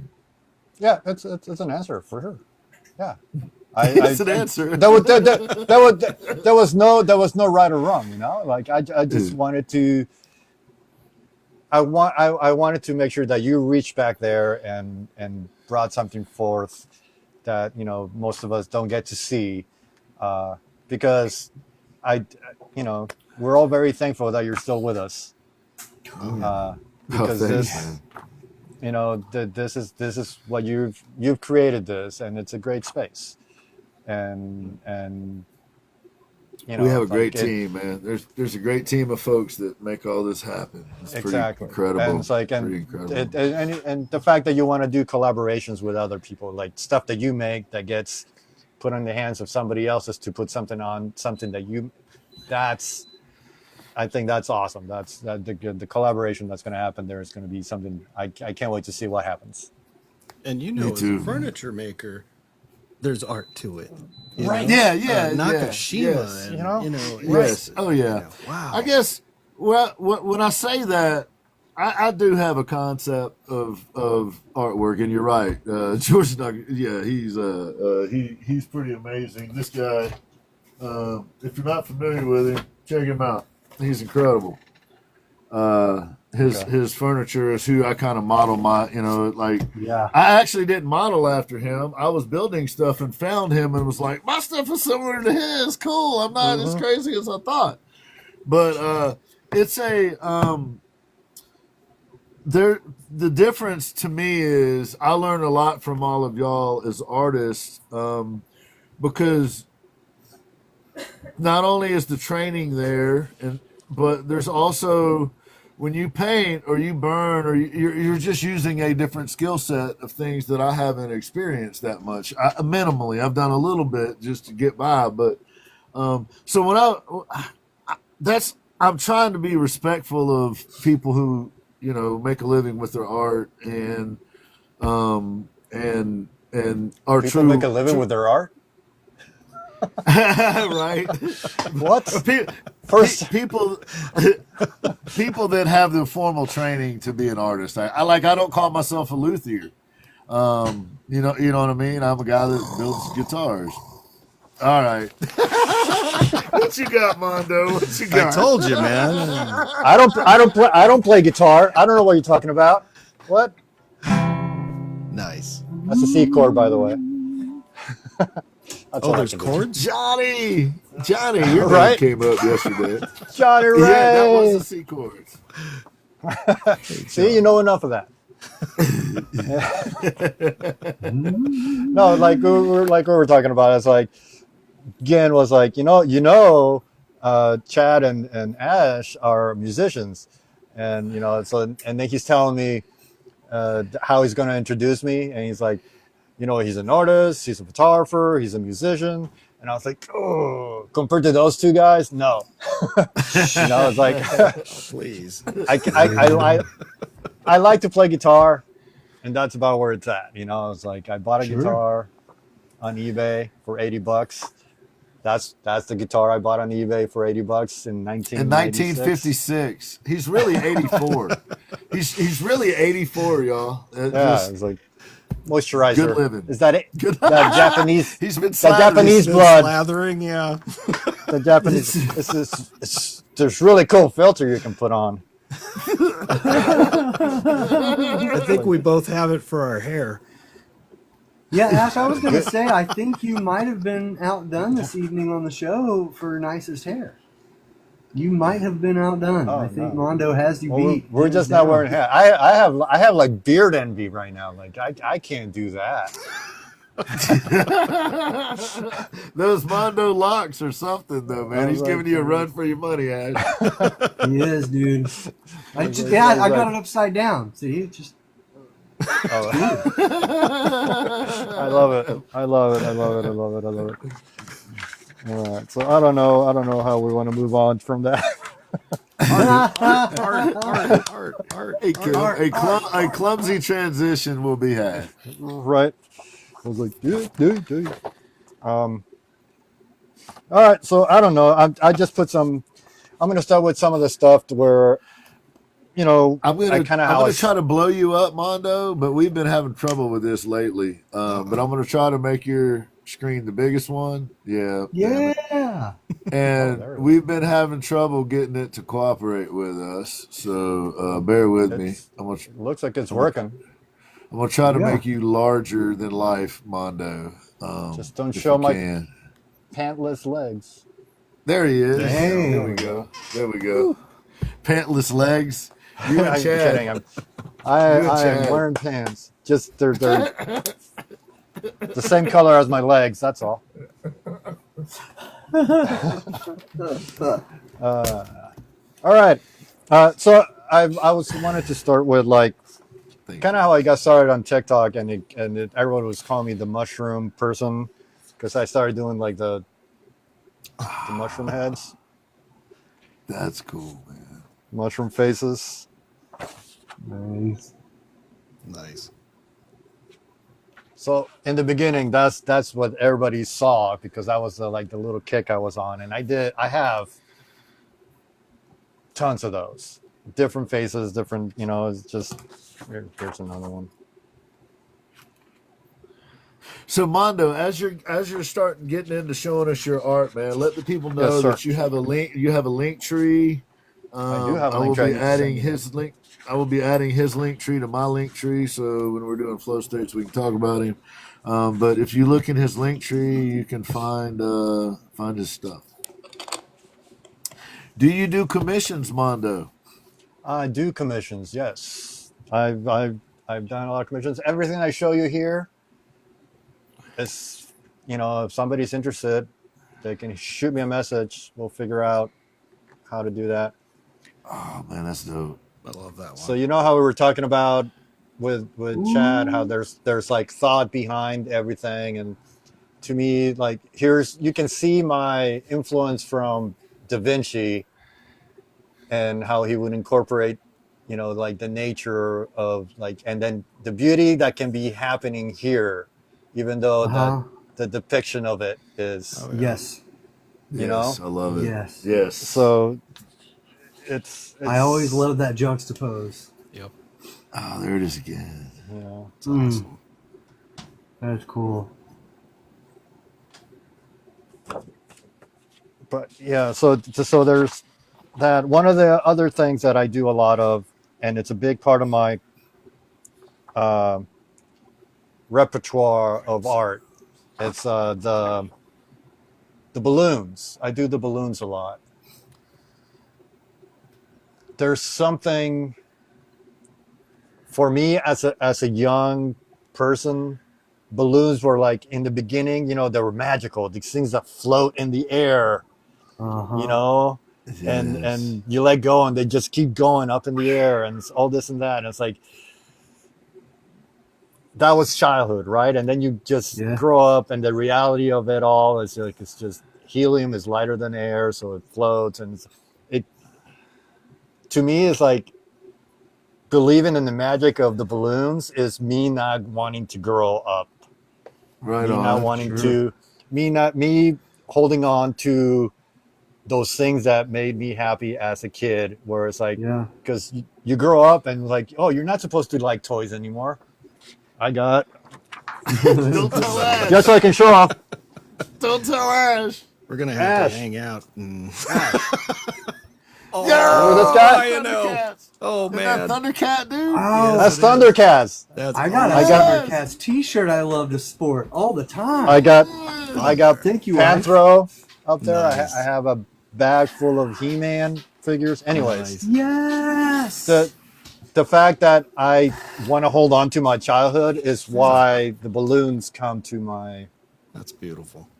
I love it, man. So and then just like the symbolism of being tied down and what wins. And the, yeah. So- Oh wow. Are you familiar with our friend S.A. Artistries? Yeah. Yeah. She hides in her painting. She hides a little girl releasing a balloon that's shaped like a heart in all of her paintings. I don't know if you knew I've that seen or that. not. I've seen, yeah. You've mentioned that before in her paintings when you show her art. Like you always point to that. So, but yeah, That's cool, like man. there's- The there's- guitar. Yeah.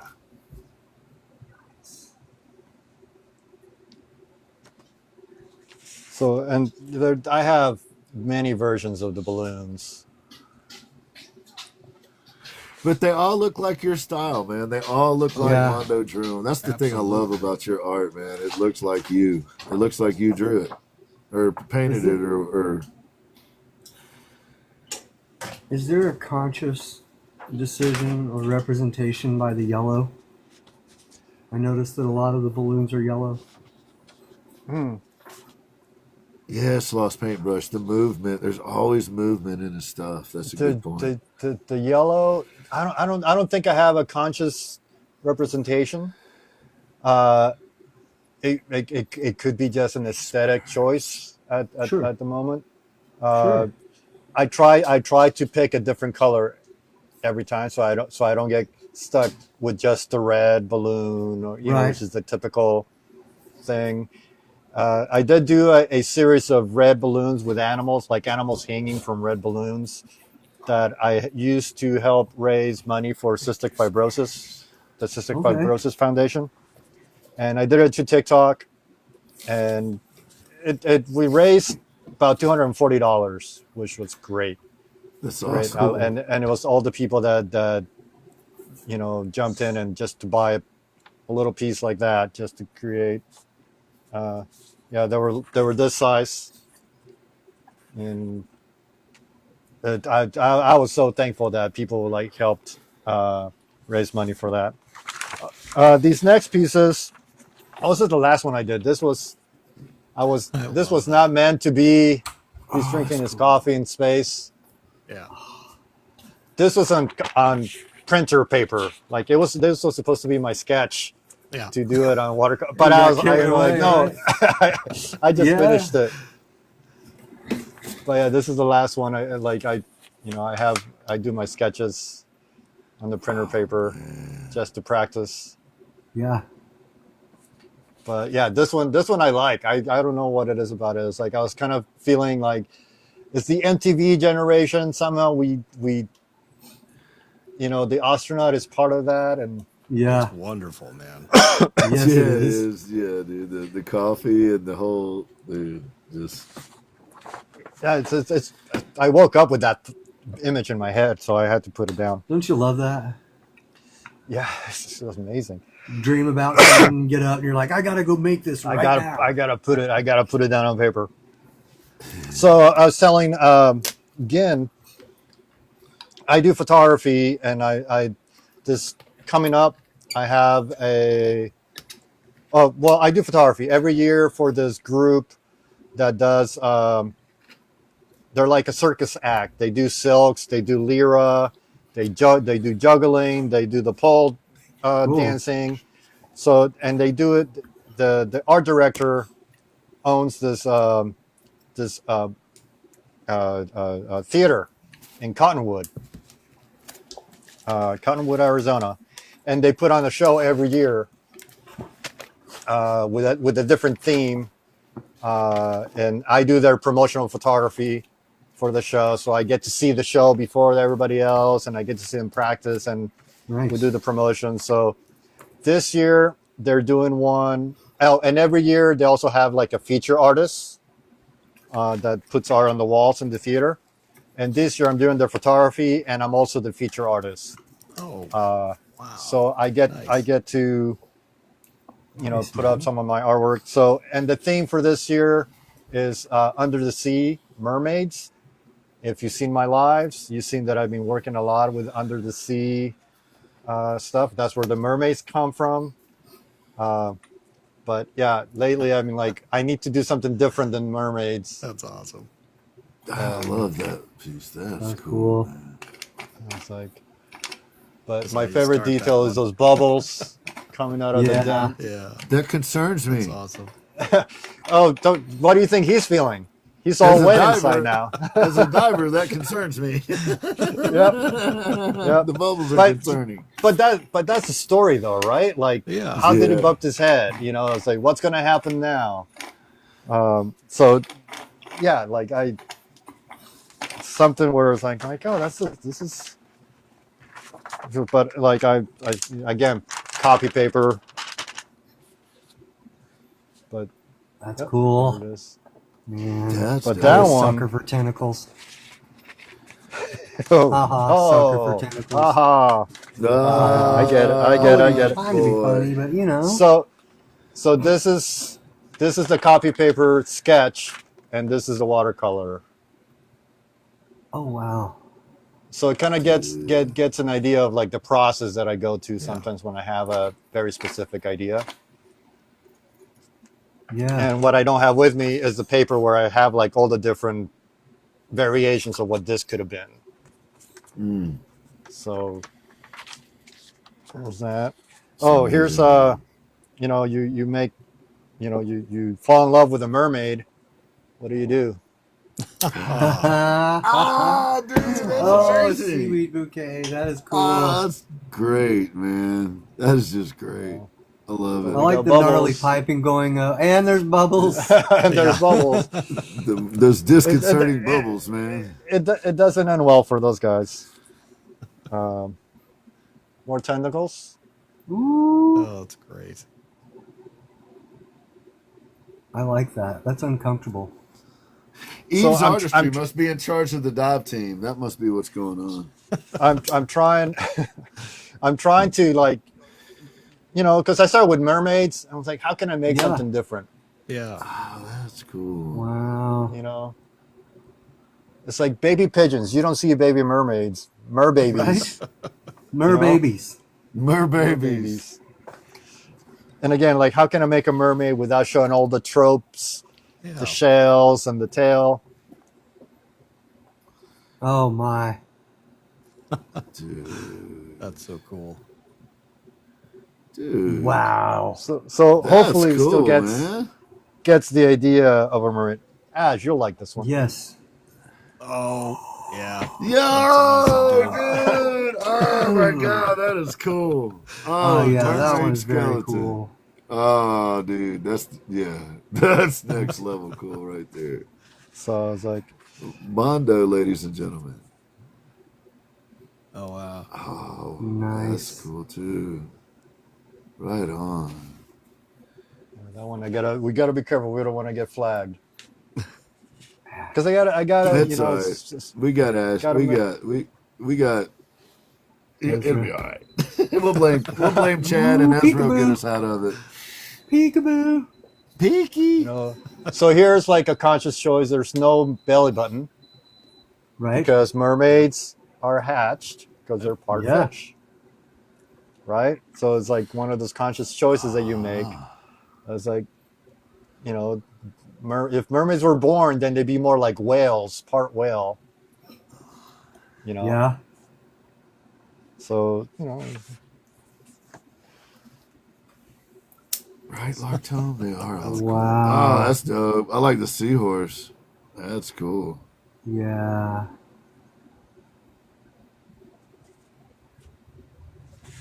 So this one of my followers, Right, Larkthorn. and she's also an artist. She's very, very creative. Her name's Sil. She goes by, I wrote her name down because I want to shout her out. Sil, like silly, but Sil, SILL.UHH. She's a very cool creator. She lives out off the grid almost, and she raises chickens, but she's a mom, and she paints. Her husband's also an artist, so they paint together. Like they both work on the same piece at the same. And she's really interesting. Cool. And she has a beautiful face. And on one of my lives, I was like, "Can I use you for one of my mermaids?" And she was like, "Of course." So I was able to create Oh wow. this one with her face, and it's hard to see, but the pearl has shimmer on it. Yeah, when you moved it, yeah, I could see it. Yeah, it's got oh, where am I? Yeah. Oh yeah. Oh wow, yeah, it glimmers. Hell So, and a lot of the mermaids with tails have that. They have the That's you know, because cool. fish scales, Yeah. the iridescent Yeah. quality. iridescence, yeah. Amazing. So yeah, and then this is one of the. Oh, Whoa, dude, that's one of my that's favorites. cool. Yeah, that's something there.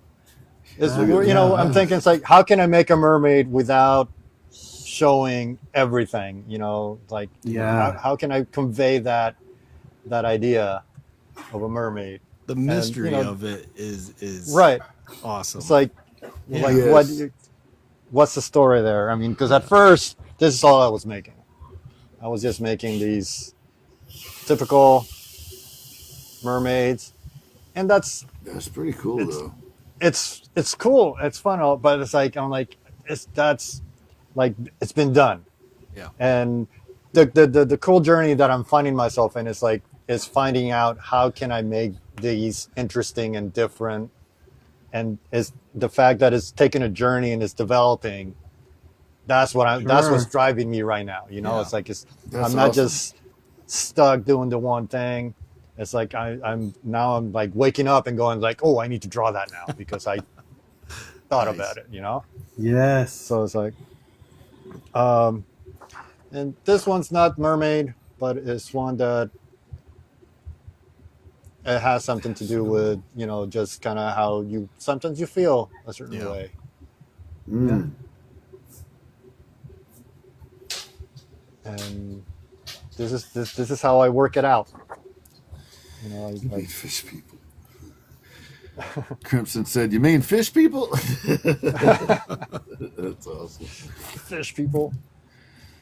Yeah, and that's all mermaids I have now. I have one 6 foot by 3 foot mermaid downstairs. That's a life-size mermaid. That's in an aquarium, is what he meant. And It's 6 foot by 3 foot aquarium.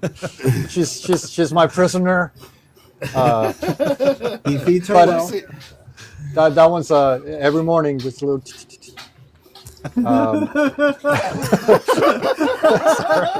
I'm just seeing this mermaid holding her hand out with these little pebbles landing and looking at you like, you serious, dude? For real? That's awesome. You get it.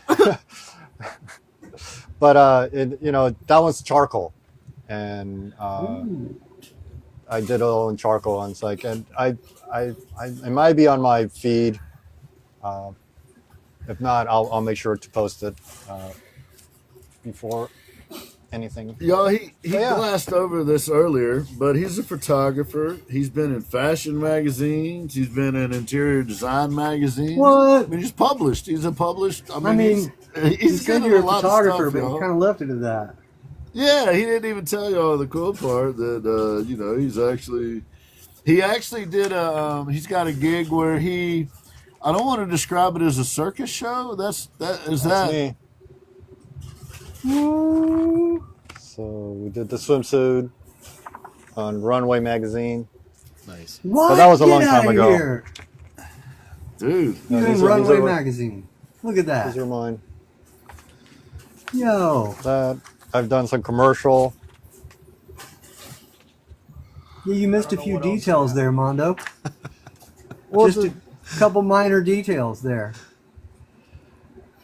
the latest stuff that I've done was an ad for a builder, remodeler person, and we did a whole kitchen. So we did, picture of the kitchen, and he used it for the ad. That's also downstairs, and but yeah, that was a whole other lifetime ago. That's before awesome. before people started going to Best Buy and buying cameras for cheap and calling themselves photographers. And now, Right. Yeah. and now I'm out of a job. Yeah, that's like before everybody had an entire music studio on their computer in their room. I get you. Right, right. Which is, again, like I don't hate on it. If you Sure. buy a camera and you want to get into photography and this and that, the only downside of that to me is the evaluation of what my experience became. Yeah. Because I put years Yep. of developing the skill to make a good photograph, Right. and now somebody that just puts it on automatic and goes like this I caught Yeah. developing You know, the skills. Yes. and says, "Oh, I'll do it." A job that normally would have been, I don't know. Let's just keep it a round number, $1,000 job. Yeah. Somebody's gonna go, "Oh, I'll do it for 100," and Yeah. Yep. Yep. Yeah. when- That's like when $1,000 an hour in a Yeah, studio, the amount of or skill that's $1,000 needed for a one-time purchase on some software. right. for a good Right, photographer and- with the eye to enlarge and how long you need to have the aperture open and the speed control, all that stuff that goes into photography. Depth now of it's like- field and Done. yeah.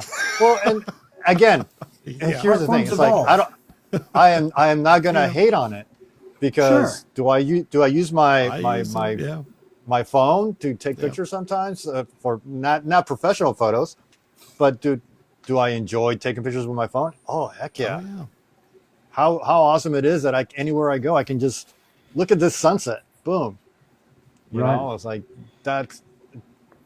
I'm all for people when people start getting creative with that, and it's like, oh, let's think about composition. Let's put this cactus in front of the sunset, and then there's this bush right here on the side, and we can get the silhouette. And it's like that to me. It's like if somebody's thinking that way, Sure. it's a plus. And you're it's taking like- your experience and putting it into something new. And Right. that's kind of what I did with digital too. I took everything I knew and shoved it into digital art. So and like Chad said, everything's always changing and ever moving. Yeah, each practice evolves, and sometimes people will evolve with it, and sometimes we don't. But I also look at those things as if we don't evolve with those practices, like you with photography, me, music, and so forth, then we wouldn't have been pushed per se to hone our skills in the other things that we do now. And I personally look at it as like, man, that taught me to learn new things and to broaden my horizons and find things I often enjoy even more so than what I did before. So and it's like you said, it's not dogging those people that do that. I listen to great music that's made in that way now. And, a lot of people, they look at that and they're like, oh, I hate that music back in my day. And I'm like, no, that's an evolution of something we took part in building. Yeah. So look at it and appreciate it. Like you said, it's got its own, thing. It'll go full circle, like it'll bring back appreciation for real instruments. Yep. Yes. It's like right now everybody's with the electronic. Eventually it's going to be like, you know what? I can play guitar, and that's going to be such a more, like a skill that's going to be, it's going to make more like, I don't know, like it's just going to be more tangible than it's like, oh, I can just do this. The fact that people are like, oh, you can play guitar, you can play an actual guitar, it's like, Painters So survived the creation of photography. People thought photography is just going to get rid of painting, and we're all still here. So If it was not for AI art, I would not be a carver. Well, True story. well, digital, like going from film photography to digital. Yeah. Everybody's like, oh, film's done. Right now, there's a reemergence of film. People are going back to the analog ways because there's something about it. There's something real. There's something tangible that, you know, having the film in your hands and developing and shining the light through the film to create an image. The process is more part of the art that comes along with it, you know? Yeah. Yes. So I think that's, again, like for a long time I was like, oh, I'm always going to shoot film. When I shoot digital now, I think of it as film, but I'm shooting digital. Like I understand what digital does. And if I go back to film, because I still have my film camera that I had when I was in college, I gotta switch my mind. And then it's like it's the same concepts, but different tools, and you know, and there's gonna be a different process to it. And I think that's, again, skills that, you know, you gotta take with you. And I hope to teach that someday to other people about, you know, what it is to actually take a film and not be able to see where you messed up until after you developed it. Yeah. You know, and or the whole thing is with film, it taught me to, let's make sure we get it right the first time, because I only got 36 of these. Yeah. You know, so it's like if we're doing a fashion photo shoot, let's make sure the light's right, make sure that the model's doing what they're supposed to be doing. We got at least maybe 3 of this pose, and then we got to move on to the next thing. Unless there's a bigger budget, then we got the whole roll. But either way, you got to make sure that you get it right within that amount of shots, instead of just shooting, and then later going through and, oh, we got one. Yeah. I'd rather have 10 really good ones and have a hard time picking out of 10 than 100 bad ones and 1 good one. Like Ash. Yeah, like me. Ash is the one good one. Yeah, he's the one good seed. He's the one good seed. Oh, how low the bar has fallen. We're still around. Oh man. It cuts like a knife, but it feels so right. Ginn did tell me, if you ever feel uncomfortable or like weirded out, just go ahead and rag on Ash and Chad. Yeah. That's what he said. Facts. Like, He's right here. So. I'm here for it. Sure did. I'm here for it. I thoroughly I sure enjoy did. it. I said, Mondo, if you're ever feeling uncomfortable at all, please feel free to rag on Ash. And then Chad, if you need a little more, little Chad too. I was like, I was hoping Ginn would wear his overalls. I thought about it. I know. That would have made me real happy. Right now, I got too much stuff going on. There's little dots all over me right now. Hey, look like I got attacked by an octopus. You got to show them up while you have them. They're not going to be there forever, you know. looks like I got attacked by an octopus. Got a little. Hey, Chad would like that. I would. I might pay money for the pay-per-view on that one. Well, so I told the cover story earlier. Those of y'all that stuck here for the full Monty, the actual story is when we were in Colorado, Chad and I shared a room. And you remember how he was telling a story about how I threw all my stuff in the middle of the bed and then climbed under it? Well, that was to protect myself. Well, it turns out it did not protect me, because the actual problem I had in the hospital was Chad laid a larva in me. And when they hit me with the anesthesia, that larva freaked out, and it caused all kinds of problems. So they had to call the Interplanetary Galactic Council. And I got exactly real itchy. What it was, Mondo. And so in conclusion, it was all Chad's fault. Usually is. Usually is. It was Chad's fault. He did it to me.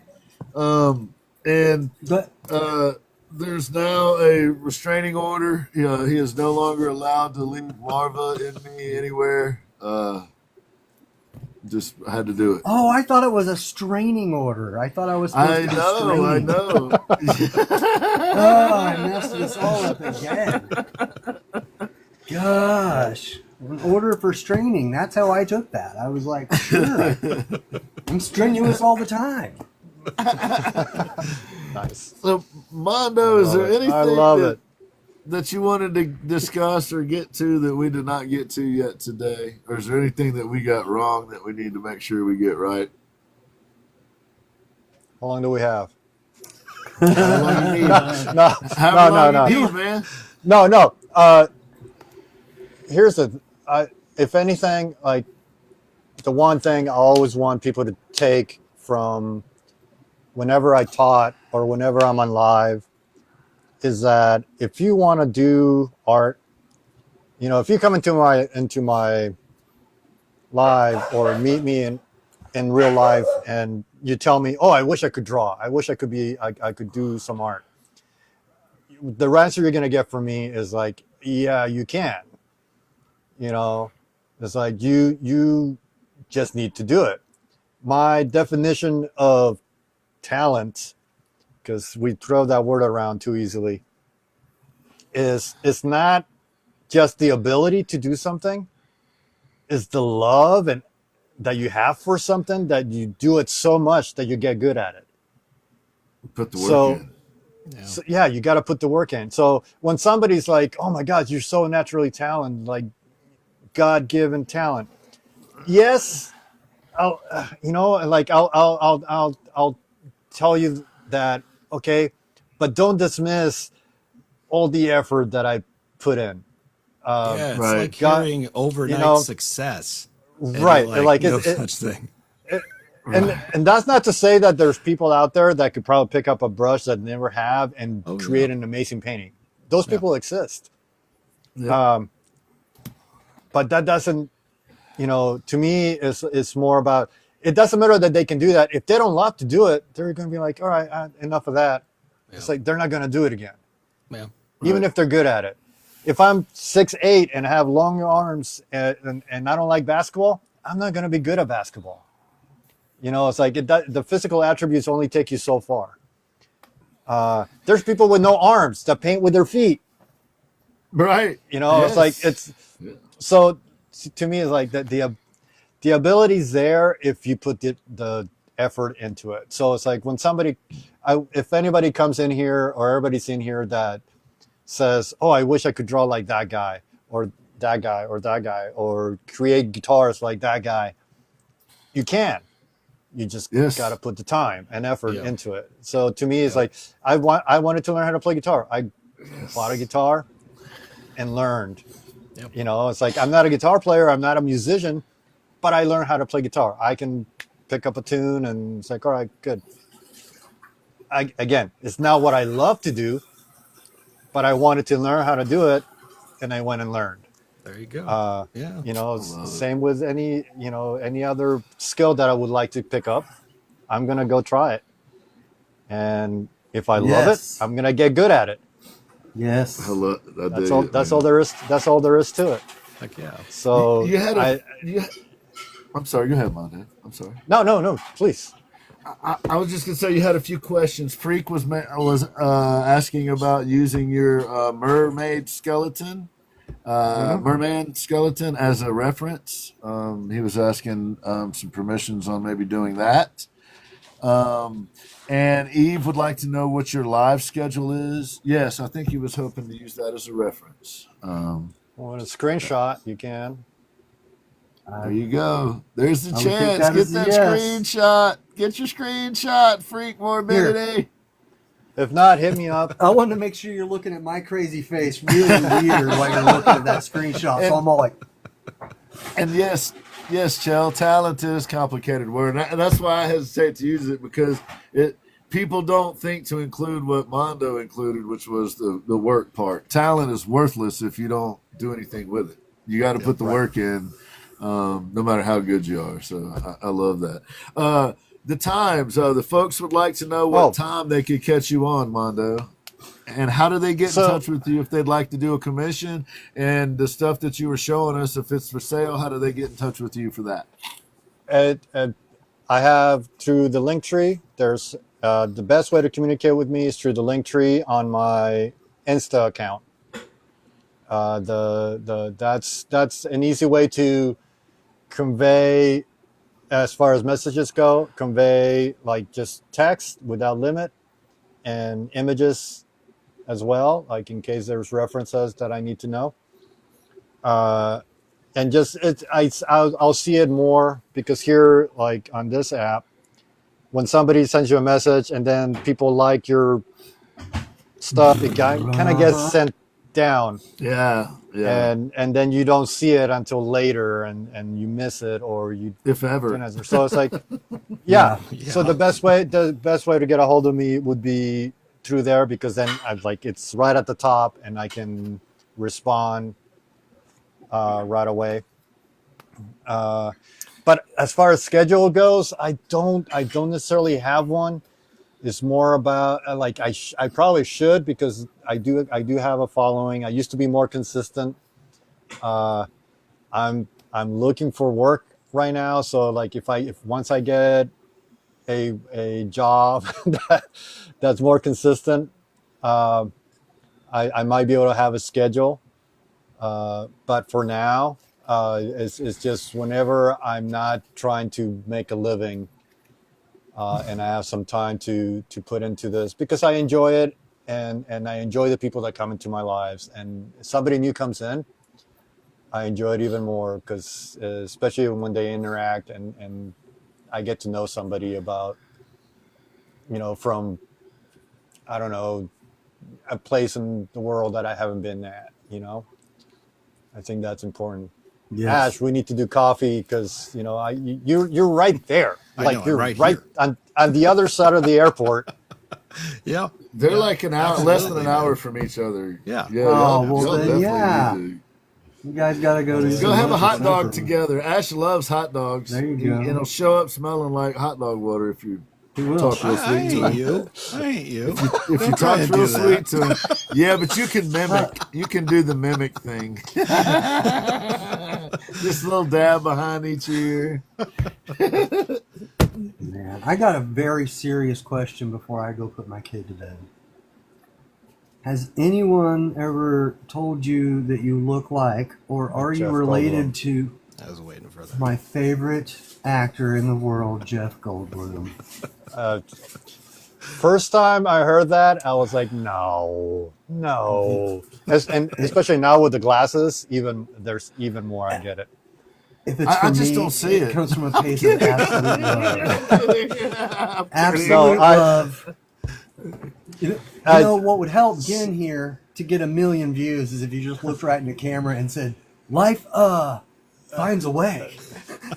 Here, I got a story. So here's the whole thing. Like the first time the first celebrity I ever got is in college. Somebody's like, "Oh my gosh, you look like Ralph Macchio from The Karate Kid." That was the first one I ever got. And that's without the glasses. I was a little younger. My hair had more of the Karate Kid look. I was like, oh, cool, whatever. Never got it again. I was like, all that. Years later, I was 26 maybe. I was standing in line at some event for the Boys and Girls Club. And somebody's in front of me. They turn around, look at me and go, "Oh my gosh, you look like Jeff Goldblum." And I was like, what? I was like, no. I was like, and then everybody around, I was like, oh yeah, you totally do. I dismissed it. It's like, whatever. It's like, nobody said anything. And then years later, early 30s, somebody was like, oh, you look like Jeff Goldblum. It's like, oh, it was almost Halloween. What am I going to do for Halloween? I was like, I don't have a costume. I'm just going to dress up like Jeff Goldblum from Jurassic Park. Yes. I had a black shirt that I buttoned down to here. I did the hair the way he had it. I had a leather jacket. I had black pants. I was like, I need to go to the store, find like a stuffed dinosaur, because otherwise people aren't going to know who I am. I could not find a stuffed dinosaur anywhere. There was no way. It's like, how am I going? I'm gonna have to explain to everybody who I am all night. I did not have to explain to anybody, not once. Everybody was like, Jeff Goldblum from Jurassic Park. And I was like, I guess I look like Jeff Goldblum. Yeah, And a little if you know me, if I go all out for Halloween, and Nice. I was Jeff Goldblum. You sounded like him Yes, when you yes, just said that. I was. That's awesome. Yes. Well, I mean, he's a great looking guy, so I'm like, I'm all gonna about watch it. this part over and over and over again, right there, right there. It's like, Well- life finds a way. Nice.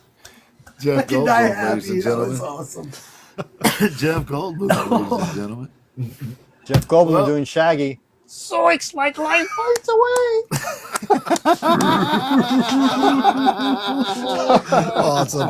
Awesome. Yes. Oh man, Double he's gonna and give y'all a triple, run ladies for your and money, gentlemen. fellas, with the impressions. That's right in. Oh my goodness.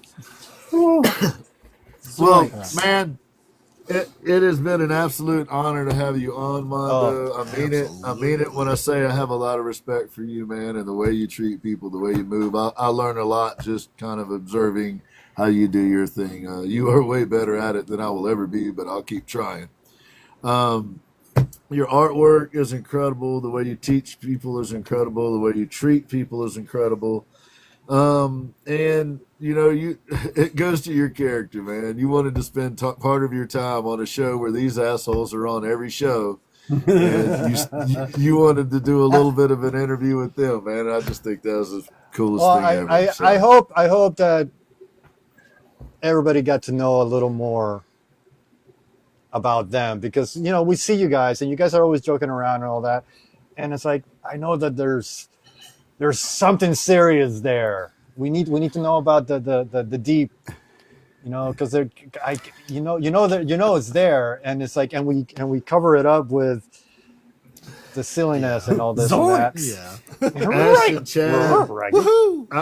I will spill the beans and go ahead and agree with you that, yeah, Ash and Chad are actually very thoughtful men. We kid around and cut up all the time, but they are actually very thoughtful, very kind, generous human beings, and I'm so fortunate to get to work with them regularly. It's crazy. And I feel and I felt like the least I can do is you guys giving me this opportunity or this platform. You know, it's show that I have the respect for you all as well. And Thank you. you know, and it's just, I love what you guys do. I love how you guys handle yourselves with the other people, and I was like, all right. Like I was, I was telling you again. At first, I was like, I see these two southern white guys just with beards. I'm like, Duck Dynasty, what? No. Oh no! And I was like, who? To say I've It's never like, even seen one episode of that. I was like, But I get I was like, do I like these guys or not? I couldn't tell. Like, and again, the sarcasm, boom, boom, boom, and then I was like, no, these guys are cool. These guys are cool. I like these guys, and I'm glad I stuck around. I'm glad you Thanks for stuck giving around us a enough to chance, find out. man. Yes, thanks for giving us a chance. Thank you. Of course. Well, Thank you. You have my number anytime, anywhere, anytime. Call, give me a ring, reach out. We would like to support. You know, when you got stuff going on, let us know so we can shout it out. And look for. Make sure you turn all your notifications on for Mondo, folks. We are really fortunate to have him among us in our community. Just an outstanding human being, a fantastic artist, a great teacher, a mentor to many. And like Chad, he will convert you. If you go in his live talking shit, he will convert you. You will be his friend before it's over with. I don't know how they do that. You can catch Ashman on Wednesday nights. He has a show called Ashman's Basic Art Show that comes on at 7 o'clock Eastern time. I highly recommend it. 10 out of 10 stars. He usually goes for a while, does some artwork, talk some smack, and then oftentimes, hey Chuck, and then oftentimes he'll let some folks up there to join him to hang out. I would just give the little caveat that Ash and I roll very similarly, so he's gonna have to kind of know you before he starts bringing you up into a live. So don't be offended. Just take your time and come through and hang out with him for a while, and you'll get there. Chad. Yeah, I know. Thanks, Ash. And Ashman also has a show called Genteel Poverty that he does, a podcast that he does with his wife. You can catch that on just about every platform out there available. And I would highly encourage you to go check that out. It's some heady topics, and his wife is a really smart lady. And between the two of them, it's really interesting conversations. Then you have Chad Rev. Oh, thank you, Ezra. You have Chad Rev Art here. You got to turn your notifications on for Chad because he is slick. You never know when he might be on. He's been doing a lot more on the Y-tubes here lately, so I hope you'll go give him a follow over there. Check him out. Thank you, Ezra. Appreciate you. Just so y'all know, Yes, Ezra's sir. been along for the ride. He's been sending us messages up here. And also, Chad Rev Art's got some new stuff coming out. Go check out his carving. He's got some stuff he's working on behind the scenes because he's a mad scientist type. And so if you get the opportunity, turn your notifications on. Check out what Chad's doing. I highly recommend catching Mondo's lives whenever you can catch them. Turn your notifications on for Mondo. He is an absolute outstanding individual. Thank you, everybody, for coming in the chat today. Really appreciate y'all. I'm going to give Ashman a quick minute and Chad a quick minute, but I just wanted to say thanks again to everybody for being so supportive when I was in the hospital recently.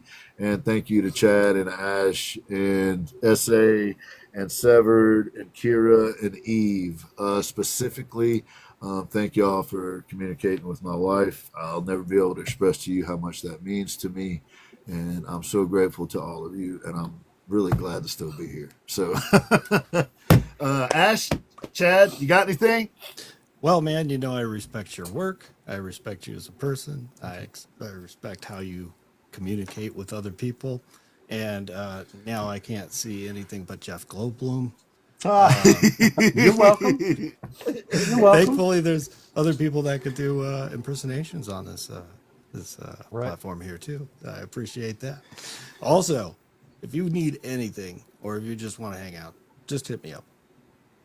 We'll send you the keys, man. You got the keys now. You're welcome to come in through the back door and hang out. Thank you. We figure you're all right. And he's like, I'm out. And Ash can't help it because I just said back door and it's killing Ash. But what you got, Chad? I can't. You know I'm on your show. I can't say nothing. This is where I throw that emoji that. Well, Mondo, thank you for making me a liar and wrong. It was a good show, even though I wished it to not be so that Ash could fail. You did excellent. That was really cool, man. I thoroughly enjoyed this time learning about you. And Same here. I know that everybody else did, man. And that's like Ginn said, man, you got the keys. Never, ever feel like you can't just reach out, even if it's like, hey, dude, just shut up. You know, send me a message, tell me shut up. I don't care. I don't care. Whatever. There you go, right there. So, yeah, man, any and every way, if you need to reach out, please do so, man. Yeah. I mean, nothing but respect, guys. Nothing but respect here. The great Mondo's art, ladies and gentlemen. Please check him out. Please give him a follow. Thank you to everybody in the chat. Can do artist. Good to see you, sis. Appreciate everybody stopping through tonight. Ashman, are you going to be doing a live tonight? Yes, I will be. 10 o'clock Pacific. That's 1 o'clock Eastern. Yep. That's midnight Central. I will try to join him for a little while tonight if he'll have me. I'm going to try. I don't want to make any promises, but that's the plan. And Chad, what you got? When are you going live again? Man, I'm hoping tomorrow during the day I'm going to be firing it up. And I'm going to be working on this old girl again to go inside that oak burl. And also probably I'm going to be working on a beard brush that I got. And I just started sanding it. So I'm going to start doing, I'm going to do a line of beard brushes. Nice. And I'm going to do, That's awesome, man. we'll see. Nice. The first few will be prototypes, so they'll be fun to watch. I'll be, taking ideas, and they'll be cheaper. So everybody jump in and have fun. Nice. That's what There I you got. go. And I'll either be here or over at the Y-Tubes. So I've been doing a little bit of both. Y-Tube's been really nice to me, so I've been trying to get back and forth. So Cool. that's what Check I got him out. for all of y'all. And don't hold it against Mondo that he was on our show. He really is a good dude. Yes. Don't judge. Don't judge him by the company he keeps. At least for this evening. Yes. Beard brushes, Laura. Exactly. Thank you, everyone, for coming in and hanging out with us. Thank you to all the folks in the chat. We really appreciate y'all. Amazing of y'all to always come through. Ashman, appreciate you, brother. Chad Rev Art, appreciate you. Mondo, thank you, sir. Everybody, y'all have a wonderful evening, and catch Ashman tonight, 10 o'clock, out west, 1 o'clock in the morning Eastern time. Maybe some of your friends will be there. Good night, everybody. Appreciate y'all. Thank you, everyone. Good to see everybody. Kim, Can Do, Chuck, Freak, Eve. Thank you, guys. Laura, Lenny, Angela, Chell, Mama T, Manny, Kim. I might have missed a few. Chuck Franklin. Thanks, everybody. Good night. Night, everybody. Peace out.